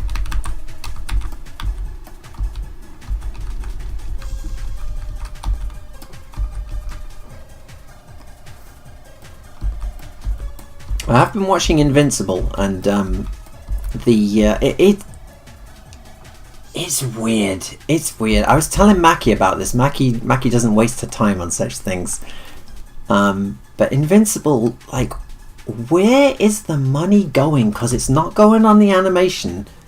It's got a massive budget. Everyone says that the massive budget is going on the celebrity voice actors, and that none of it's going on the animation. And there's barely any animation, as you might have heard the memes. You might even have seen some of the GIFs and things from it, where it's just still PNGs of characters just moving across the screen. Like, they can animate when they're given the budget. There are fight scenes in it that are pretty good, but that's like 5% of the time, and the rest of it is just, good lord. And I would understand if the characters were really detailed, so it's hard to animate them. The characters are some of the most simplistic character designs you've ever seen in your life. Like, it doesn't matter if a character is way back here, or if it's a full-on, like, the face is filling the screen. You're not going to get any more detail on a face close-up than you are a face in the crowd, which is crazy to me, like, coming from an anime background. If you've got a guy's face filling the screen, you detail the shit out of that. That's one of the fun things of doing animation. But it is so strange. Like, where's the money going? Where is the money going?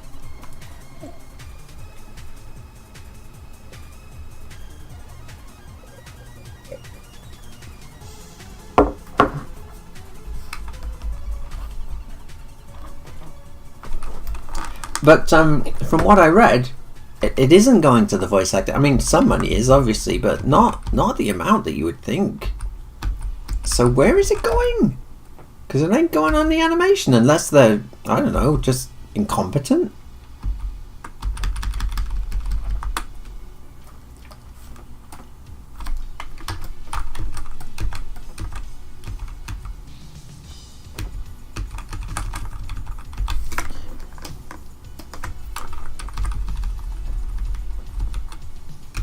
Alright, it's coming along. We've basically got our base shading where it's going to go, at least on the body.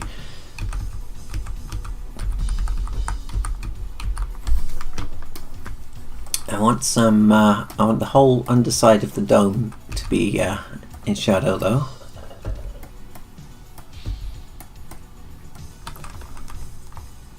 Company team building trip to Fiji, very possible. Maybe we should crowdfund one of those. 10 million per episode. 10 million per episode. Where's the money going? I don't know what your average episode of Demon Slayer costs, but the average episode of Demon Slayer season 3, Infinity Arc and Infinity Castle? Well, no, that's a movie though, isn't it? Anyway, anime is known for being quite cheap and not paying anybody, and yet we're getting some ridiculously good-looking stuff. That I mean, in terms of pure frame rate, it's moving at a shocking amount of fluidity compared to Invincible. And this is from, you know, Japan, where people die from overwork in the anime industry. Maybe that's it though, you know? Maybe the animators are allowed to take breaks on Invincible, I don't know. But yeah, I have been somewhat shocked on some of the episodes where I'm like, wow, that's. I would have interesting choice. I would have gone a little different.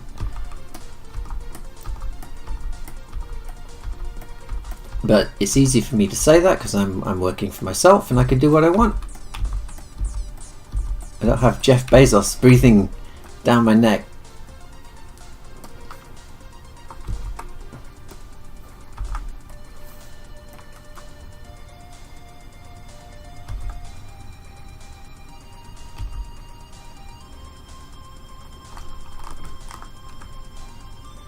Oh, thank you very much. I'm an inspiration.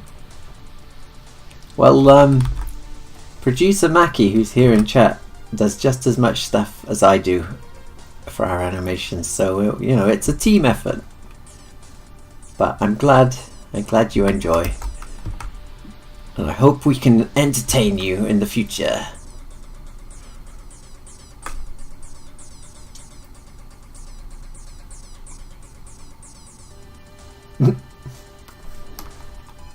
Yeah, I think, I mean, in terms of money, working for yourself isn't the best way, but in terms of creating freedom and, I guess, feeling fulfilled and whatnot, definitely is.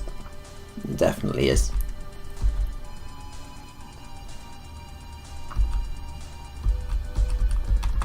Let's say I made or came up with a series for, let's say, I don't know, first thing, top of my head, Netflix, and I put years of my life, and Mackie's there. Mackie puts years of her life into developing this series that we believe in and we think is going to be really great, and we're spending tons of time doing research and all of this stuff. Season 1, wow, it comes out and it's a big success, and then they fire us and just put like a different creative team in charge for season 2 because Netflix own it, you don't own it, and it turns to shit.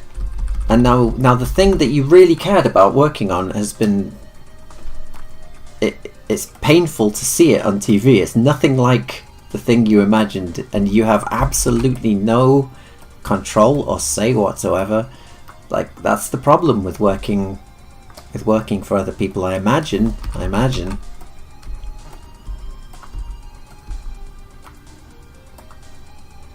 So you can either be a starving artist living on sandwiches, or you can create something which can be taken from you at any time and turned into the exact opposite of what you even wanted it to be. Haha! Edo is here. Hello!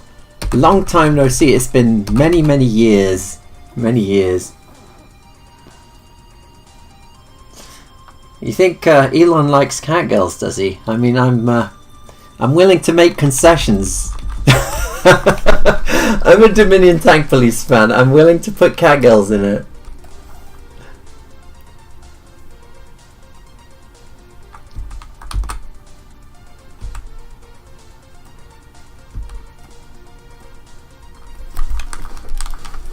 Good to see you too. Yeah, Grok could voice all of it. Yeah.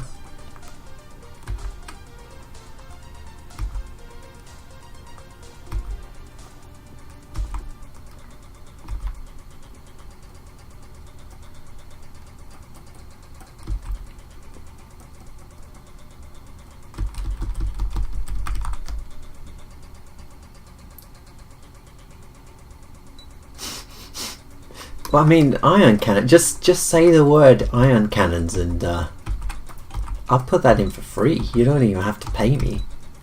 Homeworld, original Homeworld. Ion cannon frigates are my favourite. I've always loved ion cannons.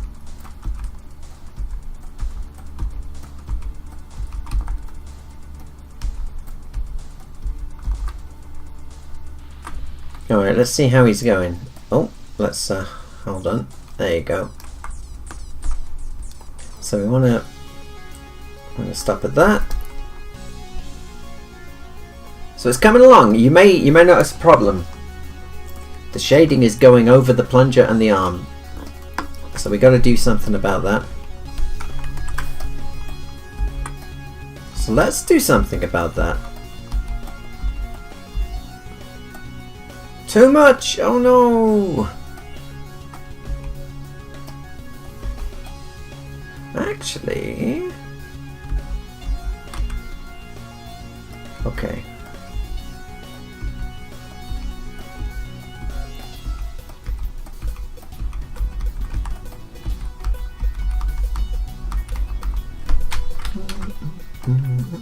Oh! Oh no, what happened? I pressed something and okay, there we go. We're back.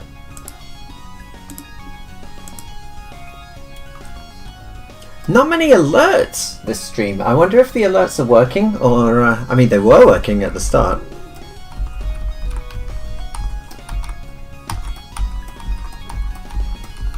So if anyone's sent any super chats or anything, apparently they're not showing up, so sorry about that, but thank you very much. I will spend them on the cookie crumble caramel frappuccino. No, it's not. No, it's not even caramel frappuccino. It's just a cookie crumble mocha frappuccino at Starbucks.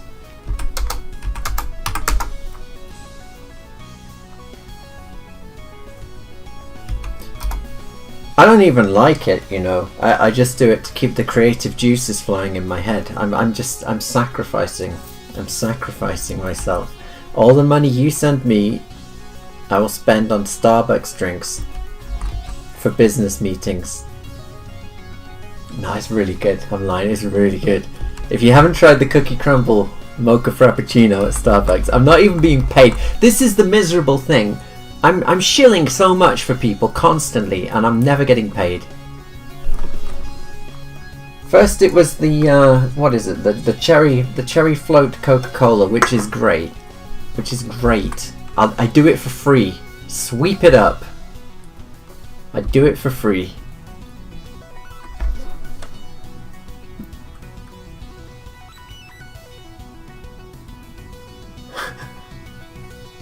Who can I fix?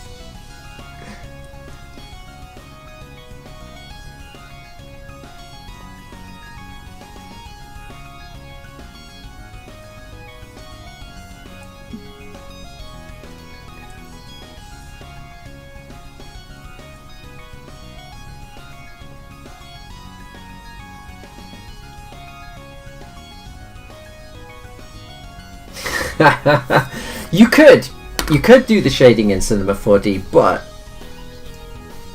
the problem, I'll show you the problem I have. I'll show you the problem I have with shading it in Cinema 4D. So here's our Dalek that we are currently shading.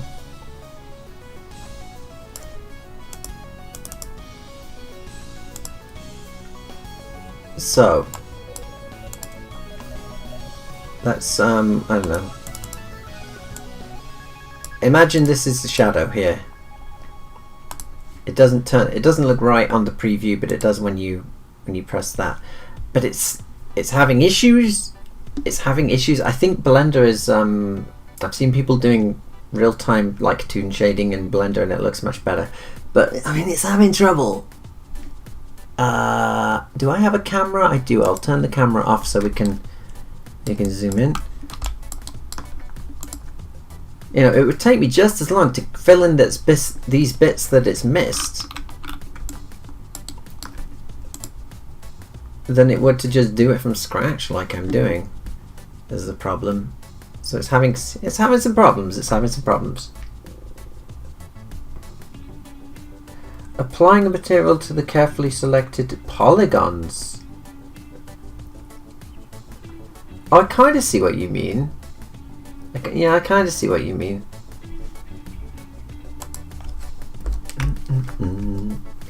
But I don't know. It's strangely relaxing, shading every frame by hand using the polygon selection. Huh.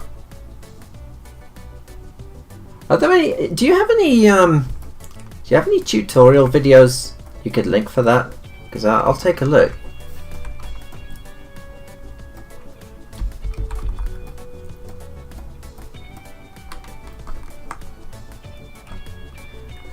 Yeah, like Nero says, things being a little I'd show you the video if I could. 87 Render did a really good Macross one. It's 3D, the shading's 3D. I think he's got hand shaded elements in it as well. He's got these Valkyries with shading that deliberately kind of, the shading isn't perfect even though it's 3D. He's got like some algorithm he's made for it, and it makes it look so much more hand drawn than, you know, the typical modern anime thing of 3D and stick your light on and it's just perfect. It's just perfect lighting and looks too perfect, I guess.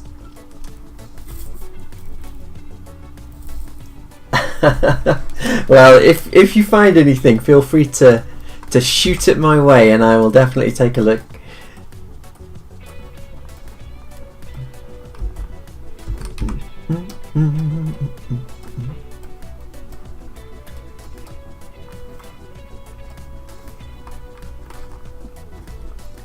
Yes, the Skull Squadron one. Yeah, his Transformers ones are good as well.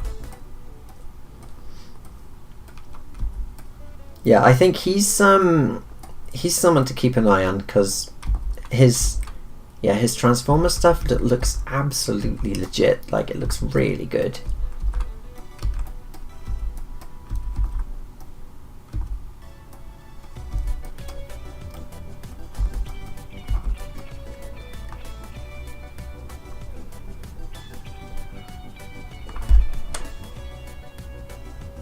Yeah, I've seen some people doing like maybe not tutorials, but like process videos on how they're doing the cel shaded look in Blender. I've seen some really impressive looking stuff, but I think drawing on top is always gonna look nice, make it look a bit more legit.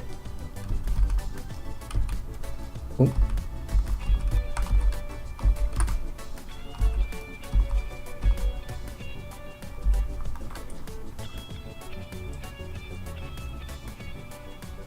What program do you use? Yeah, like Mackie said, it's TVPaint 11 Pro. In fact, I'll move it down. There it is at the top. Look,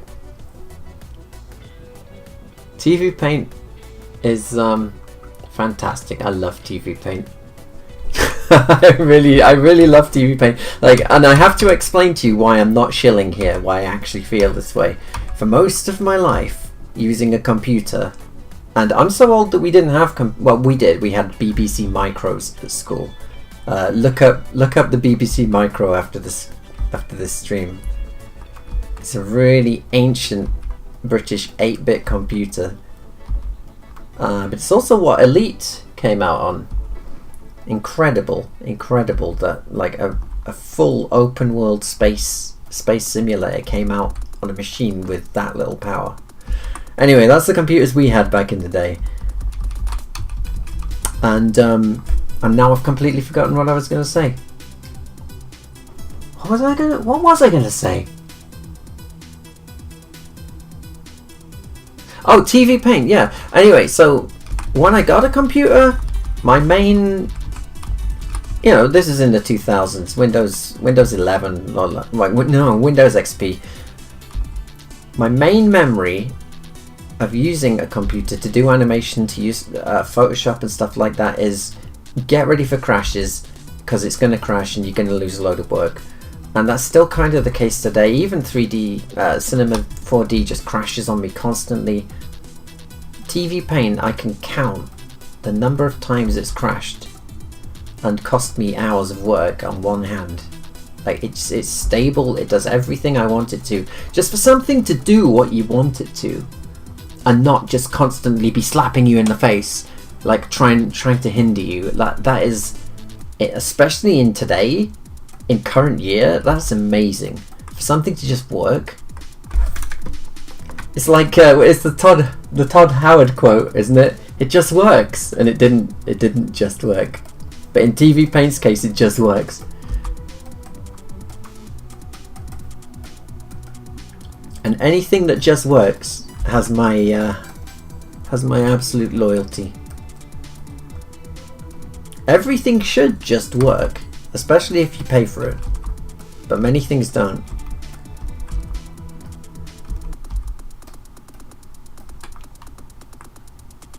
Oh, the Acorn Archimedes.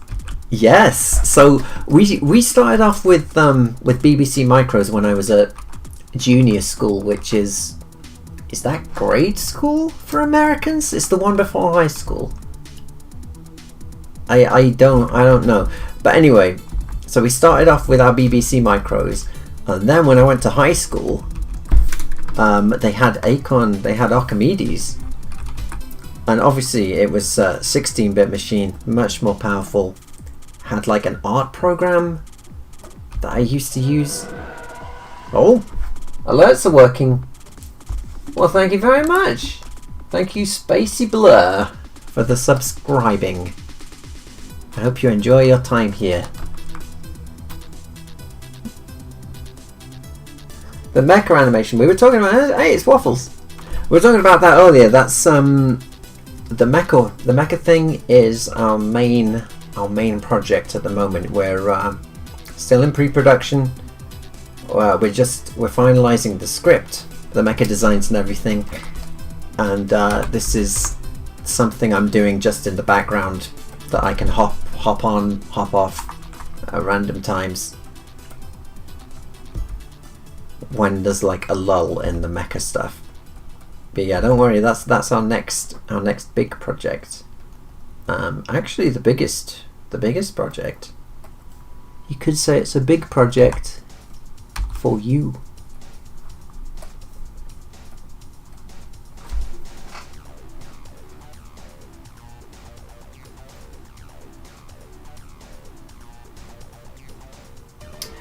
Yeah, I've heard about Grease Pencil. Everyone keeps telling me to try Grease Pencil out, but I need to learn Blender first, I think, so. Oh, really? Really? She tried it. How'd that work out then? Did you get like a... Your daughter tried TVPaint. Did you get like a... I know they have different licenses. They've got like a discount for school use and things like that, so I'm guessing you did something like that. But no, very, very happy to hear. She got first place. Most people are vector animation these days, so it's nice to see fellow raster animation people. I don't know if there's many of us. I mean, TVPaint is an industry standard. It's used in a lot of things, but I think people just like that vector stuff, and I've seen incredible stuff done in vector, obviously, but I guess I'm just always going to be an old school man. Vector lines look a little too crisp for me. I'm pretty sure that the anime industry uses raster. From what I've seen of behind the scenes videos, they're still using bitmap based stuff, I think. Could be wrong. Yeah, vector's very versatile. Wow, Thanks, Hal Jordan, for subscribing.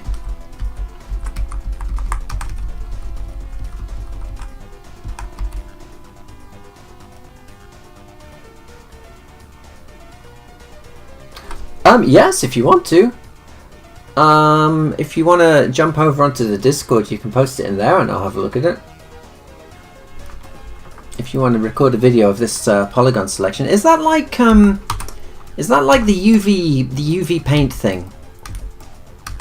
Because we're using that for our mech thing to put for our mech project. We're using it to put like little bits of like dirt and lines and scratches on the mechs so that I don't have to draw them every single frame. And that's been working pretty well, but I'm very new to it though.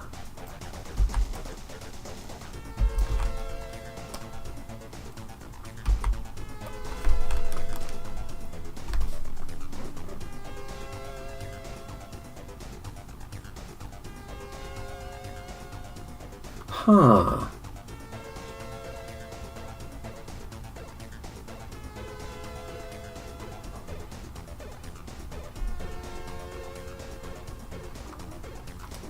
Oh, sorry, I'm missing some comments here. What's been the most difficult project you've worked on in your career? Oh! What have I worked on? I need to, hold on, I need to remember everything I've worked on first. Most difficult project I've worked on in my career.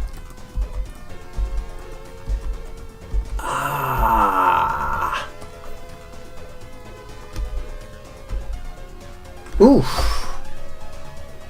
So the stuff that I do for myself isn't so much difficult as time consuming, but you know, there aren't any higher ups telling you change this shot, you need to redo this kind of thing. So that they take loads of time, but there aren't people. So I guess in terms of difficulty, it's probably stuff official stuff that I did in Australia for Planet 55, because you have to make changes, and you know, sometimes they're good changes. I was quite lucky in that the team that I worked with on the Doctor Who animated recreations for the BBC and for Prisoner Zero, which just kind of vanished. We made a whole TV series.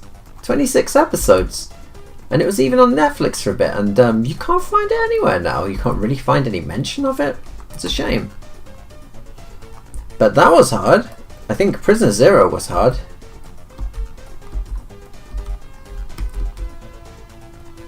But yeah, you know, just a lot of but that's the nature of the beast, I think. A lot of when you have to change stuff and you're like, but I've already drawn it, I've already animated it, and now I have to change it. And but that's kind of the way with anything, I guess. The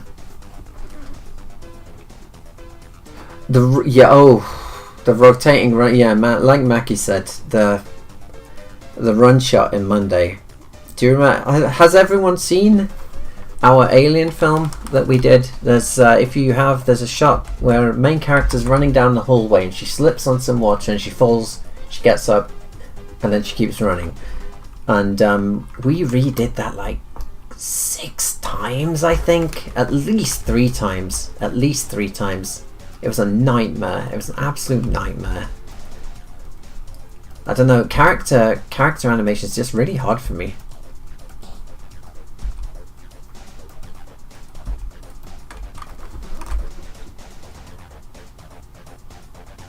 Who are your biggest animation influences in the field of older anime? Jay Lan, subscribed. Thank you. So in terms of animation, I think Masami Obari is incredibly underrated, actually. Everyone, you know, sees him as, because he is, like, he's an incredibly good artist. Like, incredibly good, stylish. Give him your basic robot design and he will turn it into a, like, Give him your 5 out of 5 out of 10 robot design, and he'll make it 12 out of 10 easily. Like everything he's worked on, where he's redesigned like Dangayo and things like that, just incredible. So everyone thinks, wow, he's a great artist, which he is, and by everyone I mean me. But he's also a really, really, really good animator as well. Like really, really good. You just have to watch the Dragonar opening. He did it when he's 20.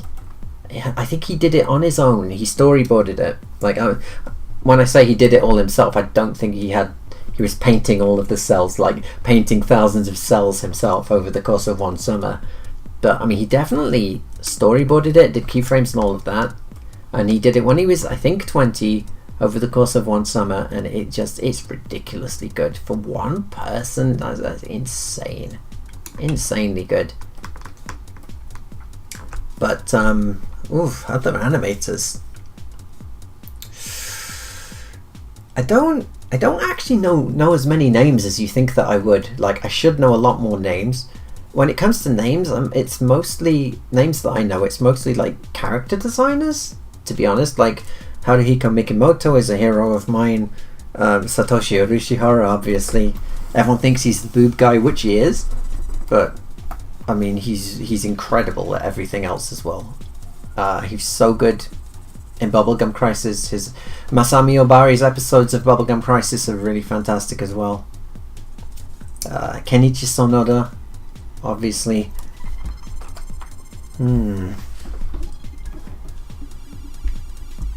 Oh, you actually saw some of Prison Zero. Yeah, okay, cool.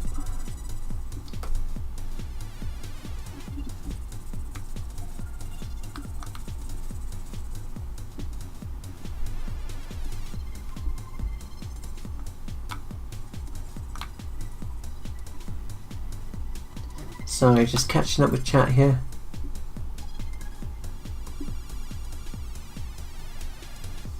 Oh, well, thank you very much. But no, I was never approached by Disney to work on anything Star Wars related.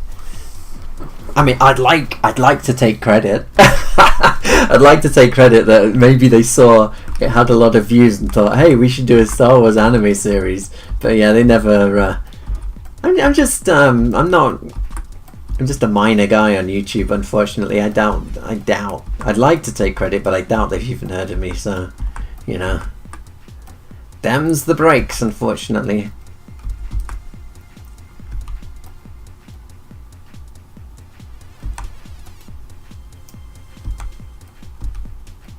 We have been approached by some fairly big names in the industry, Mackie and myself, but I think it's safe to say that nothing has come of those.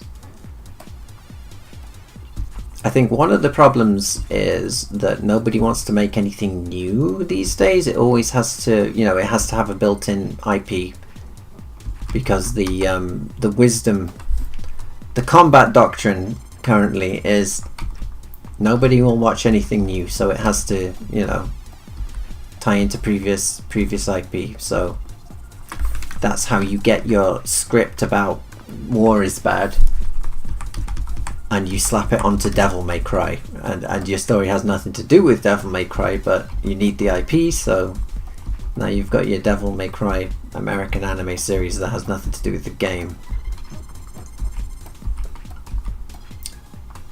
In my opinion, I have no facts to back that up.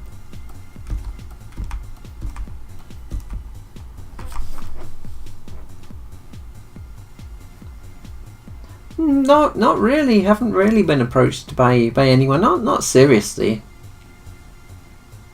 Not in a serious. No. Like, big company coming to us saying, "Hey, we got this thing that you'd be really great for. Do you want to do it?" So I guess we'll never have our Pumpkin Man anime after all.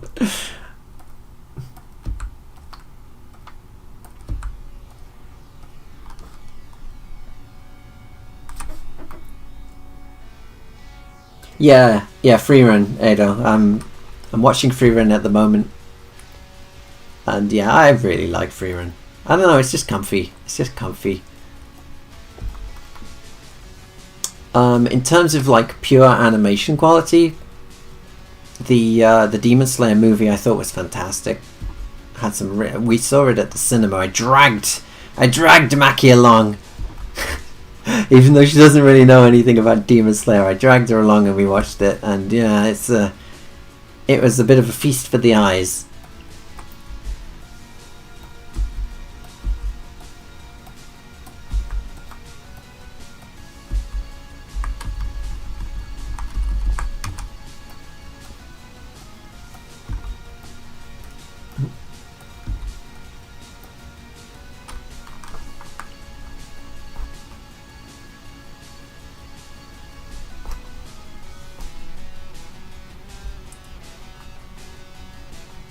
Oh, that's when you know. That's when you know we're in the end times. When you have to try and convince someone to watch Bebop, one of the greatest anime of all time, and they're like, "No, it looks too old." I mean, at that point, what do you do? Just tuck me in. Just tuck me in. For the eternal slumber at that point.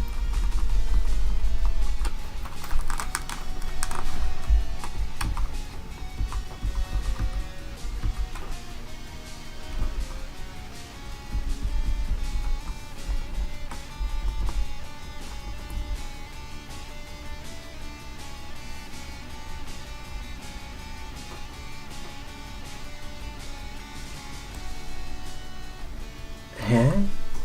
What are we talking about? Chopping guys' arms off? Is this Demon Slayer? Alright, we've almost got our base shading on. I've just got to remove it from the gun, because that just ain't right.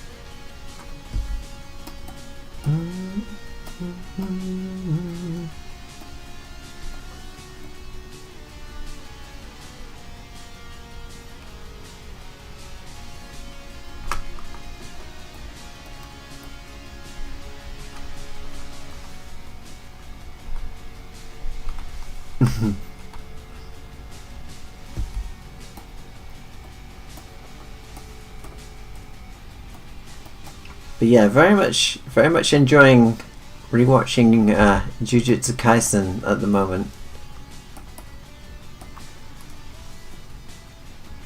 Oh, To Your Eternity. I just finished that as well.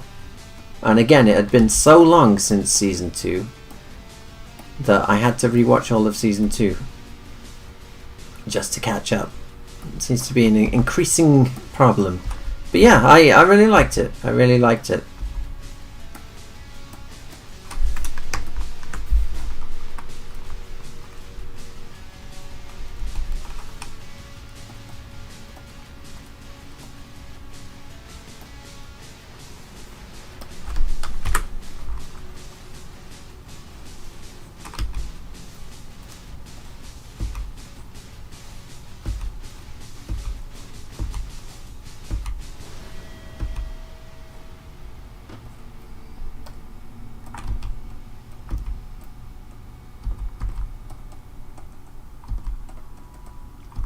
Got to keep an eye on the time, because we've been doing 2 hours. All right, really? Well, 2 hours and 18 minutes. We'll go to 3 hours and then probably call it a night, I think, because I have some personal things to attend to, and when I say personal, I mean going downstairs to the basement and singing some karaoke, maybe. One day we'll stream some of that as a punishment. You can all listen to that.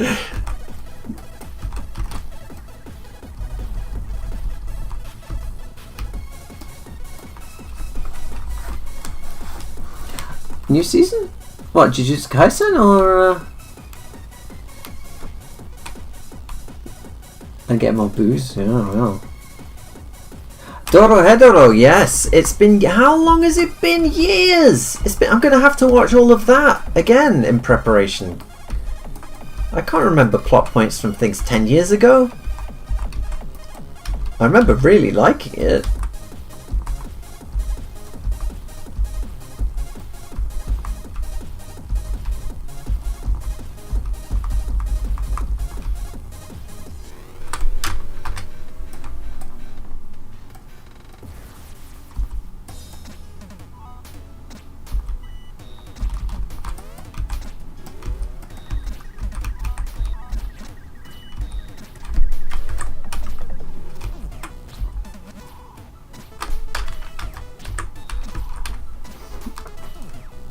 Until morale improves.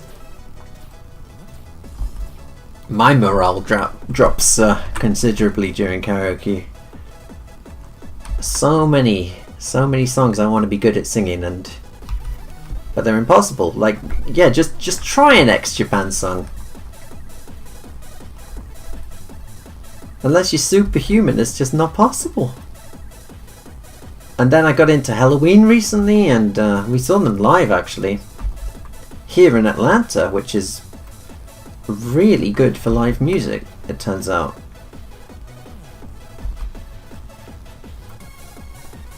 So yeah, I really got into Halloween, but again, incredibly high range vocals that are very difficult.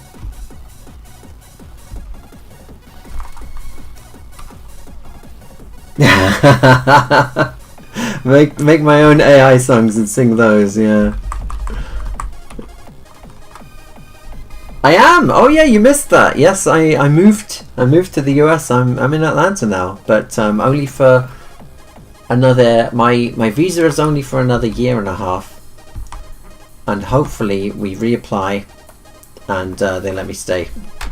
But you know, I've got to show that I was doing some successful work. Not sure that they'll take live streams as a as an excuse for me being an asset to the US economy, but I guess we'll see. Alright, let's see how that looks.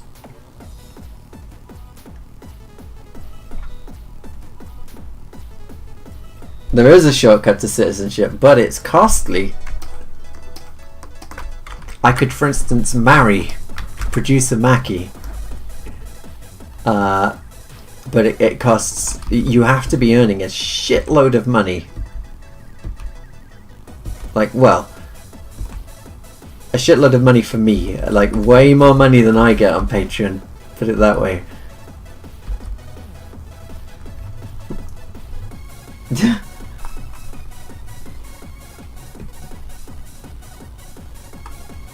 Yeah, Starbucks got me with their cookie crumble frappuccino.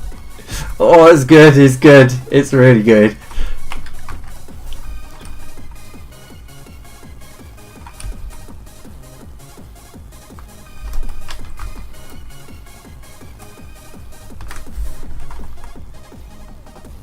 File a change of status and call it quits?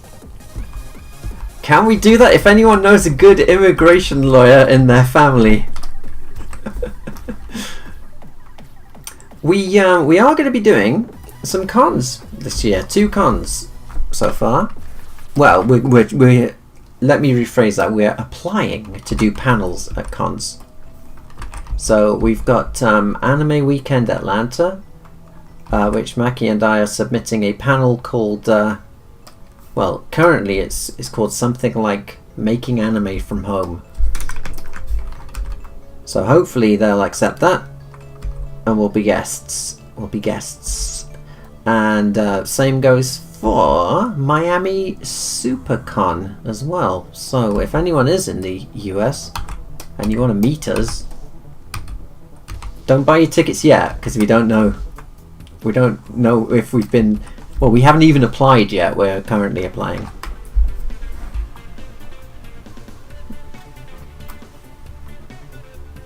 Oh really? It was your first anime con?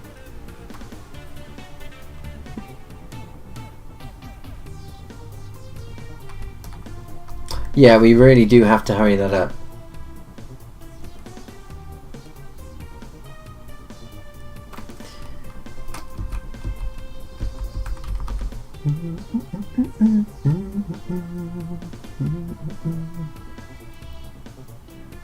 Origins Game Fair in Columbus, Ohio. Saw some postcards, yeah. How far is Columbus, Ohio from us, Mackie? Is it like 1 billion miles? I sometimes forget just how big America is. They have to take a plane to get anywhere.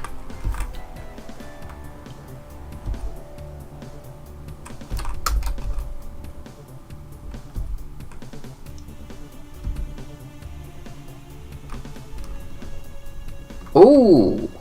Yeah, we went to Louder Than Life, the metal festival in Kentucky last year, and I have never in my life been as hot. I was roasting to death.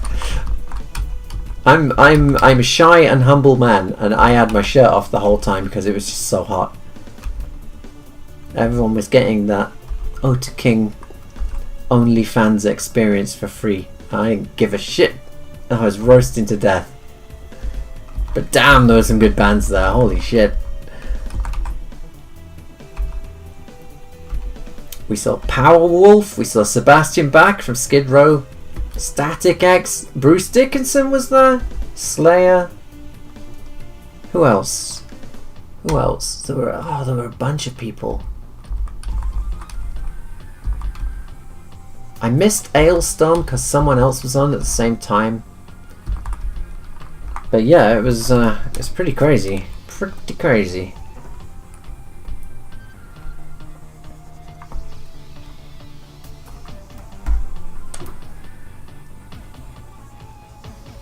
You know the farthest away city in the world? Oh yeah, Ailstorm. Well, thank you. I do enjoy making satisfying explosions.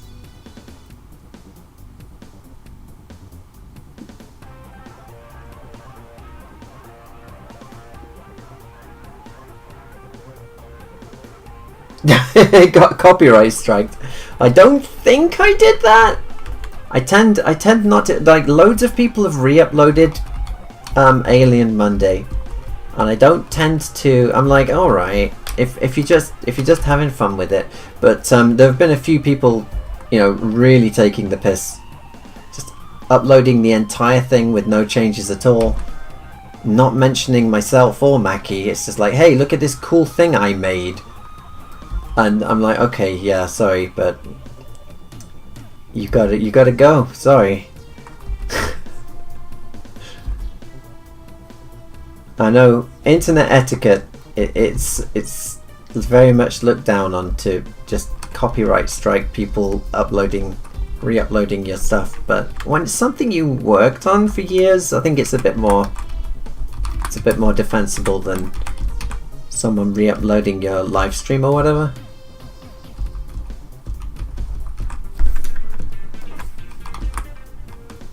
Alien Isolation, yes, yeah, I thought it was fantastic. I didn't like the ending because it didn't really have one, but 99.9% of the game was fantastic, I thought, and it's actually scary as well. And I mean, obviously the art design, the art direction, everything was just perfect. So they really got that 70s futurism. I mean, it was quite an influence on our short film, actually.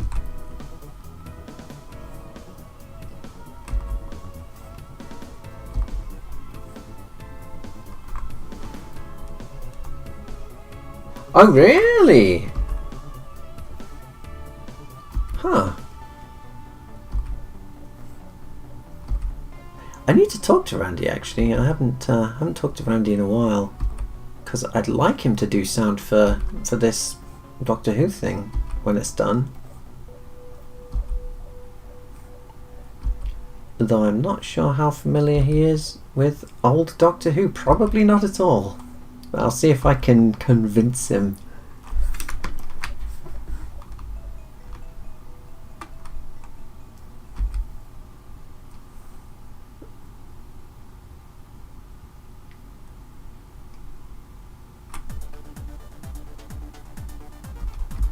Huh. Yeah, it said. Well, it says it's a remastered version, but it isn't. It's just it's the exact same visuals with different music. So I was always like, it's a little bit clickbaity, but all right, I'll let it stand.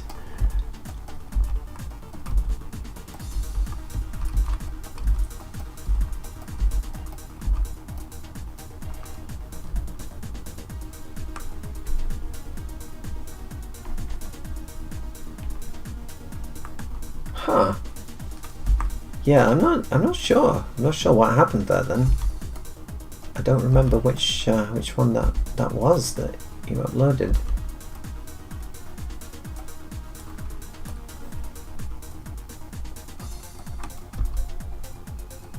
A lot of the ones where it's just someone, you know, like dubbing it into their language, I leave those as well, because, like, you know, fair enough.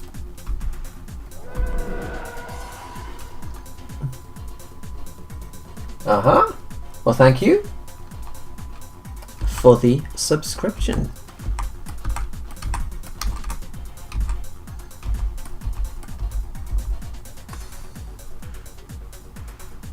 Oh yeah, that's right. I think it was voice lines from Battlefront or something, one of the games,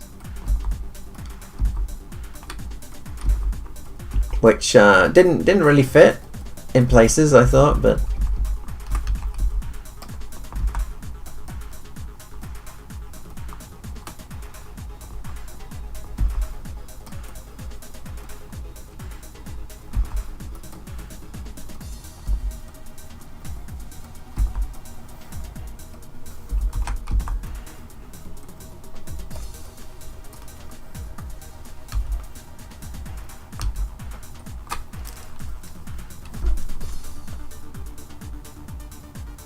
yes. See you next stream. We'll hopefully be streaming well, not constantly, but consistently now. You know, everything seems to be working. We've dropped 0 frames in 3 hours, so we've got a consistent connection. I've got Streamlabs OBS working. Everything seems to be good.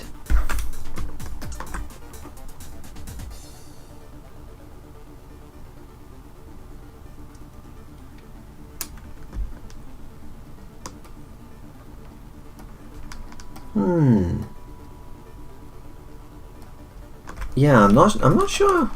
I'm not sure who could have got you then. It seems you're struck by a smooth criminal.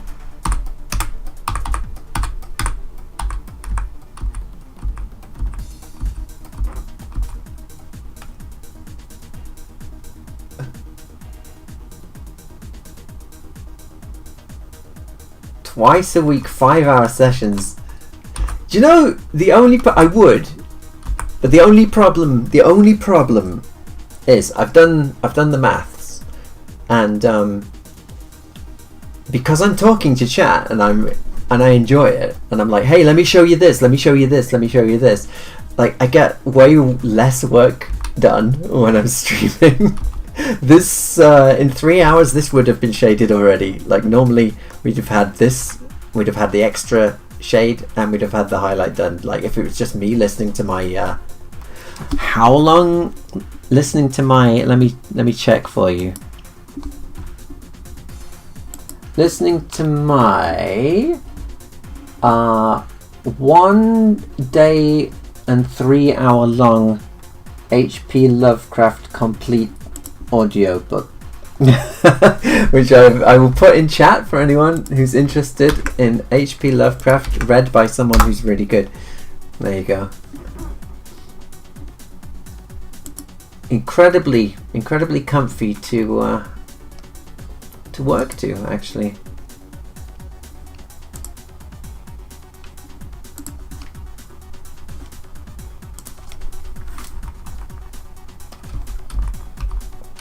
So I would just stream a lot, but technically it is slower.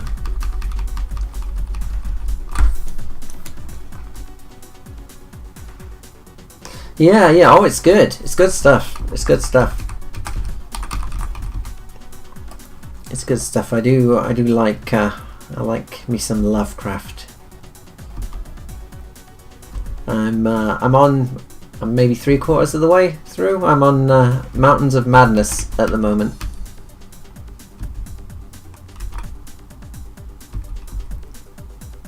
Obviously, it kind of gets memed on a bit now. The thing I saw was indescribable. It could not be described. But when you think of when it was written, like the 1920s, like the scariest stuff around at the time was, you know, stuff like King Kong and the creature from the Black Lagoon, like 2 arms, 2 legs, 1 head. Not the actual, you know, cosmic horror stuff that he was trying to get across. Like, people wouldn't really have had a framework for it, I don't think. So it kind of was indescribable at the time, especially just in written form without any visual medium to get across what it was supposed to look like. But as always, it's the age-old problem of how do you then make a movie out of a Lovecraft? How do you show on screen the undescribable thing that's supposed to make you look at it once and go insane because it's so horrible that you can't really do it?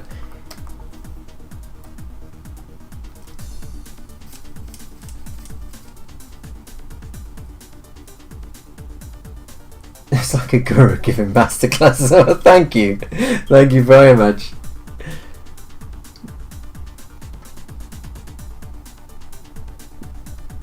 MC30 in the Rebel Fleet. I'm not sure.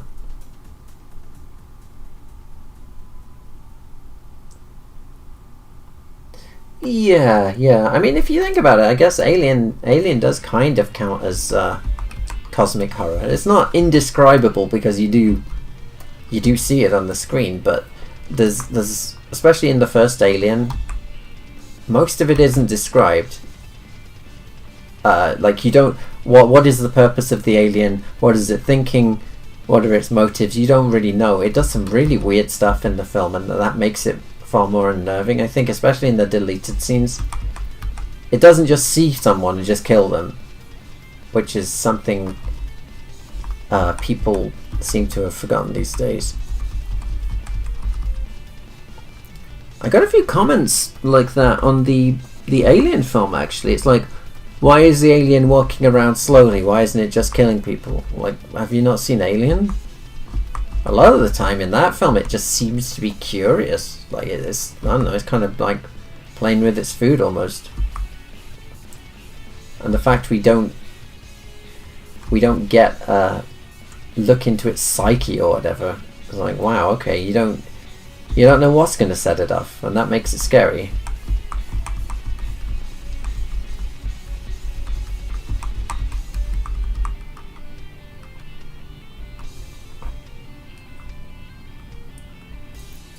I mean, I'm sure they could.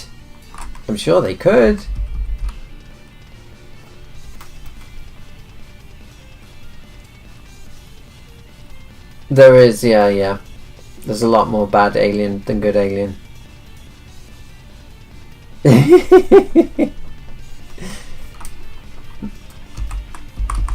In the novelization of Alien, it's they almost get it by blowing it out of an airlock about 3/4 through. And this was based on the screenplay before the film came out. They revised the screenplay afterwards. But yeah, they almost blow it out of an airlock because it's just standing there fascinated by a light that's flashing in the airlock. It's just looking at it. So who knows what's going through its head.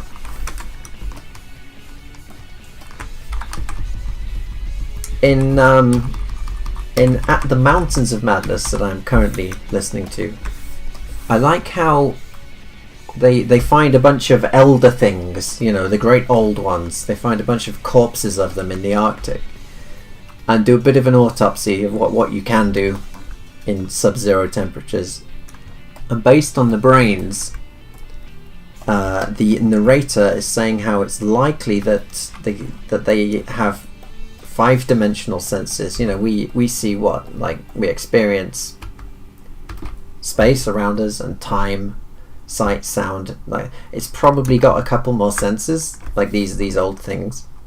and as a result, like, how would that affect how you perceive things? They probably think in completely different ways that we actually can't comprehend.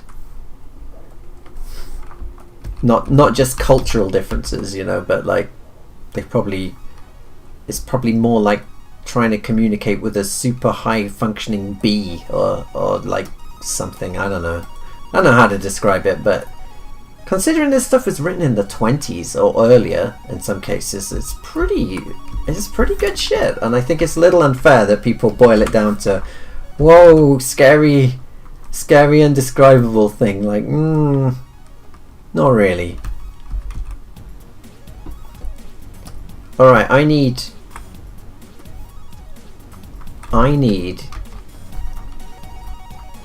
like a highlight here on these. I think the easiest thing is to just do that. And then just move it each time, like so.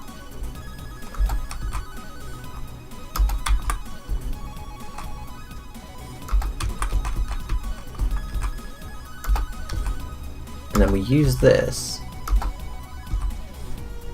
as a mask, turn it off, and erase, like so. And there you go! Wow!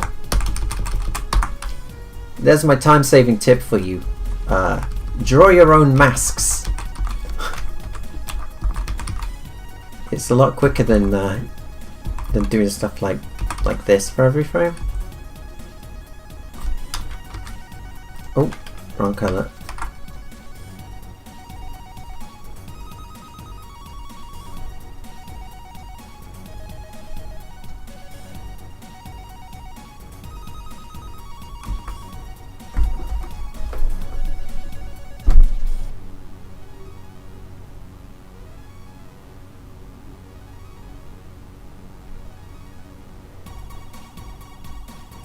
The new James S.A. Corey book series might interest me.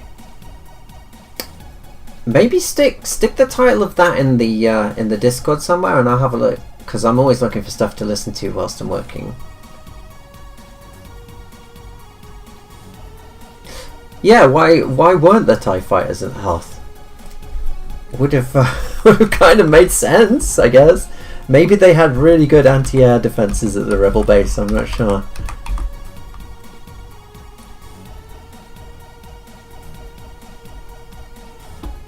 Oh, okay.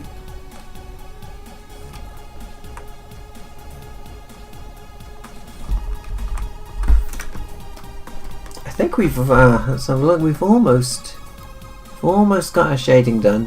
One thing we need. Oh, really? It's the Expanse guy. Okay.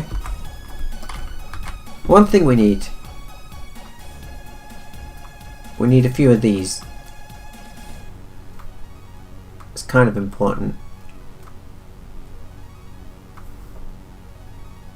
Shit, I did it on the wrong layer. If I do it up here like that,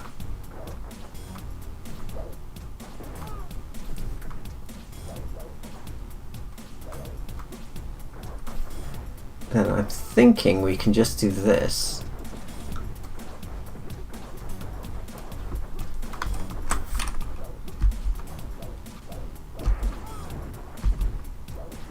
This is going to save us some time.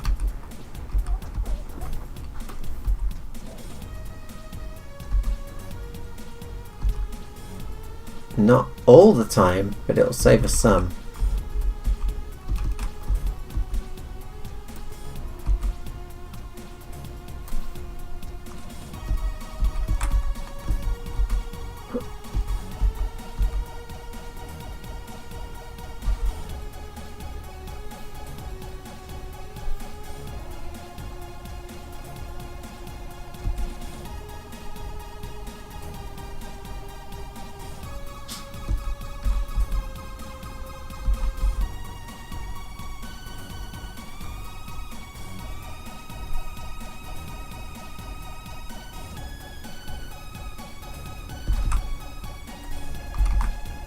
I just love things that let you Things that let you keyframe.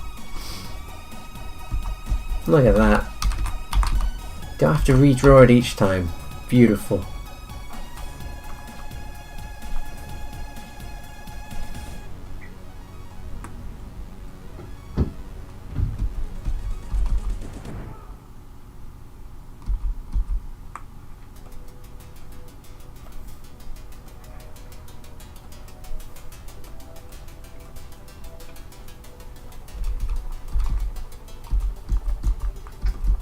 We're almost there.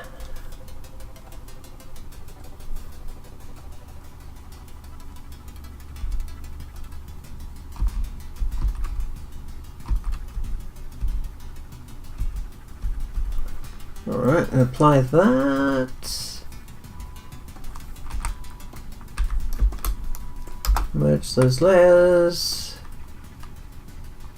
Yeah, that works. That works.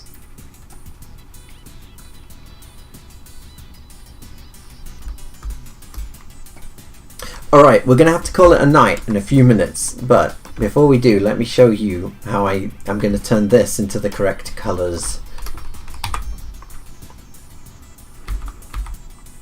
So, first I'm going to get this red.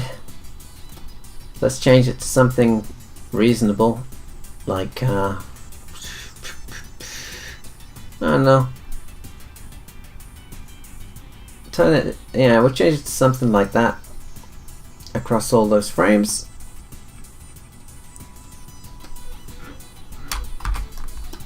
Then do this and this and merge these, and it should chop out the blue around the side that we don't need using mask.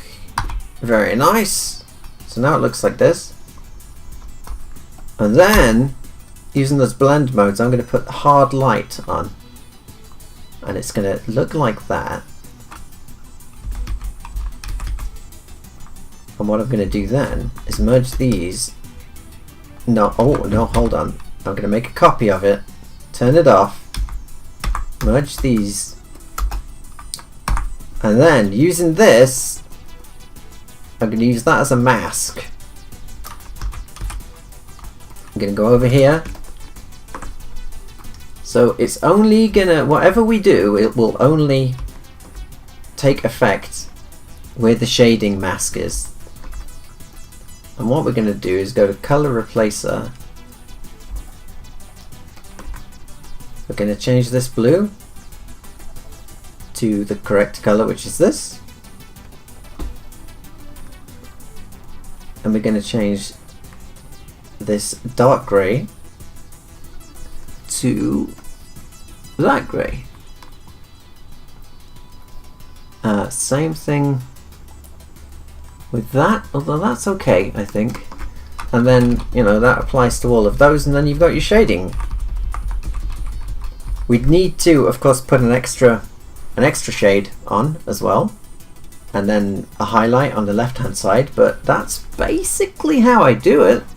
That's basically how I do it, and by doing it all in red, it kind of, I don't know, it kind of makes it easier to visualize, and you don't make as many mistakes than if we had, for instance,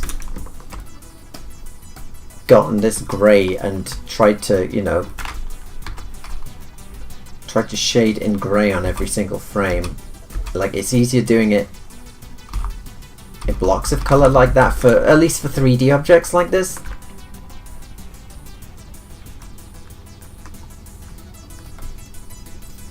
But yeah, that's the basic thing. Let's put the backgrounds on, and then the foreground there. Like I said, I think it'll look better with a shadow cast on the rocks behind. But at the moment, oh well, let's turn that off. At the moment, we're looking like that.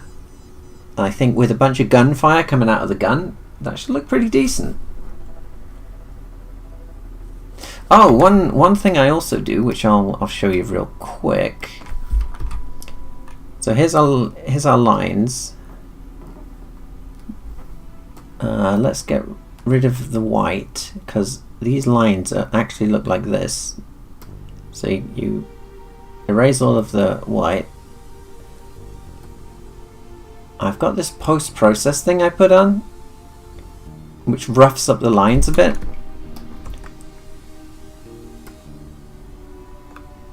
Like that, and it makes them look a little bit more hand-drawn. You can barely notice, like in the final thing, you can barely notice the difference between that and the really smooth rendered 3D lines. I think it does make a difference though. Let's go to 100%. So this is what you'd be seeing it at on the screen. So I think it does. It makes a bit of a difference. It definitely did on Alien. All of the lines had this kind of roughening effect on them.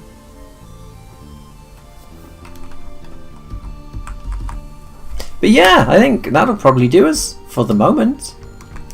Only one coffee break, and we've been streaming for almost 3 hours. Let's catch up on chat.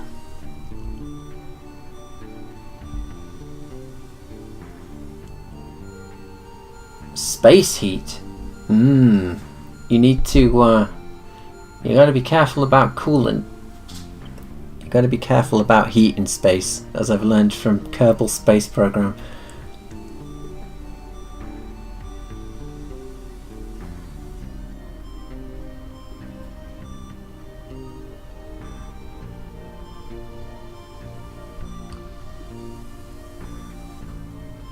Oh, to do a small fan animation of Ghost in the Shell. Well, that's the thing. One of the things I enjoy doing is something that I think, how to word it, something that I think, so I did my TIE Fighter short because at the time it was the prequel era, yeah, and everyone missed TIE Fighters and Star Destroyers, and we weren't seeing them. It was just going to be Clone Wars era stuff forever at the time, it seemed. And so I was like, okay, I'll do it myself. So I did an animation with Star Destroyers and TIE Fighters and Stormtroopers and all the good Empire stuff that we were missing. The Doctor Who thing, like, I'm like, I can see it in my head, Death to the Daleks. I can see it with the big budget. No one's going to do it. No one's going to ever animate Death to the Daleks, because they're going to, if you're going to animate anything, it's going to be a missing Doctor Who episode. Like, I don't know, one of the missing episodes. I was going to say Dalek Master Plan, but they've just found a bunch of them. So no one's going to do this. It's a gap. So I'm filling it. But with what were you talking? You were talking about Ghost in a Shell. I would say, yeah. No one's. All we've got is that boring, like, robot, soulless, like Mamoru Oshii version of Kusanagi, and that's miserable, so I will do it. But we've got Science Saru doing it now, and apparently Shiro has a bunch of input. He's constantly talking to them from the Twitter post I saw from them, so I don't think anyone needs to. I think hopefully that'll do us, if we're lucky. If we're not and it's absolute crap, then maybe. But I've put it off for too long. I've got to do my mecha thing. I have to do my mecha thing. That's the big thing. Yeah. Dalek versus Paul Atreides. Wow, top 10 anime battles. Just watched a video on why Akira looks so good, and now I catch your stream drawing an anime. Oh, well, thank you. I don't think I'm quite in the Akira level, but still.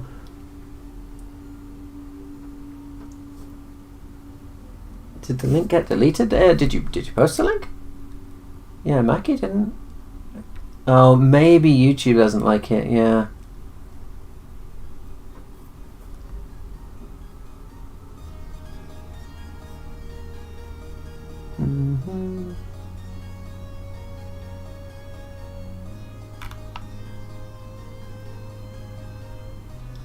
But yeah, I mean, if it doesn't work in the chat here, maybe when we stop the stream you can post the link like in a comment under the video. Maybe it'll actually stay there.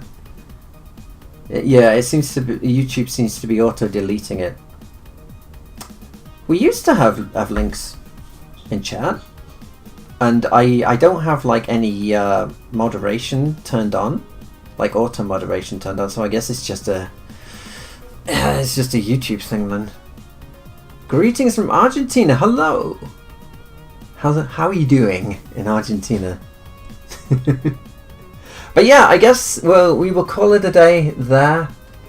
I have a date with a pool table and some maybe some goth music, maybe some dark wave, maybe a bit of metal. I don't know. I'm telling you, that basement down there is so good, Mackie. Ooh, Mackie, 10 out of 10 on your basement.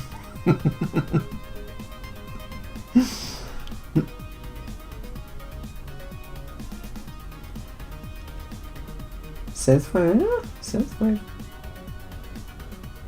Or maybe Pumpkin Man, just on repeat. Yeah, perhaps.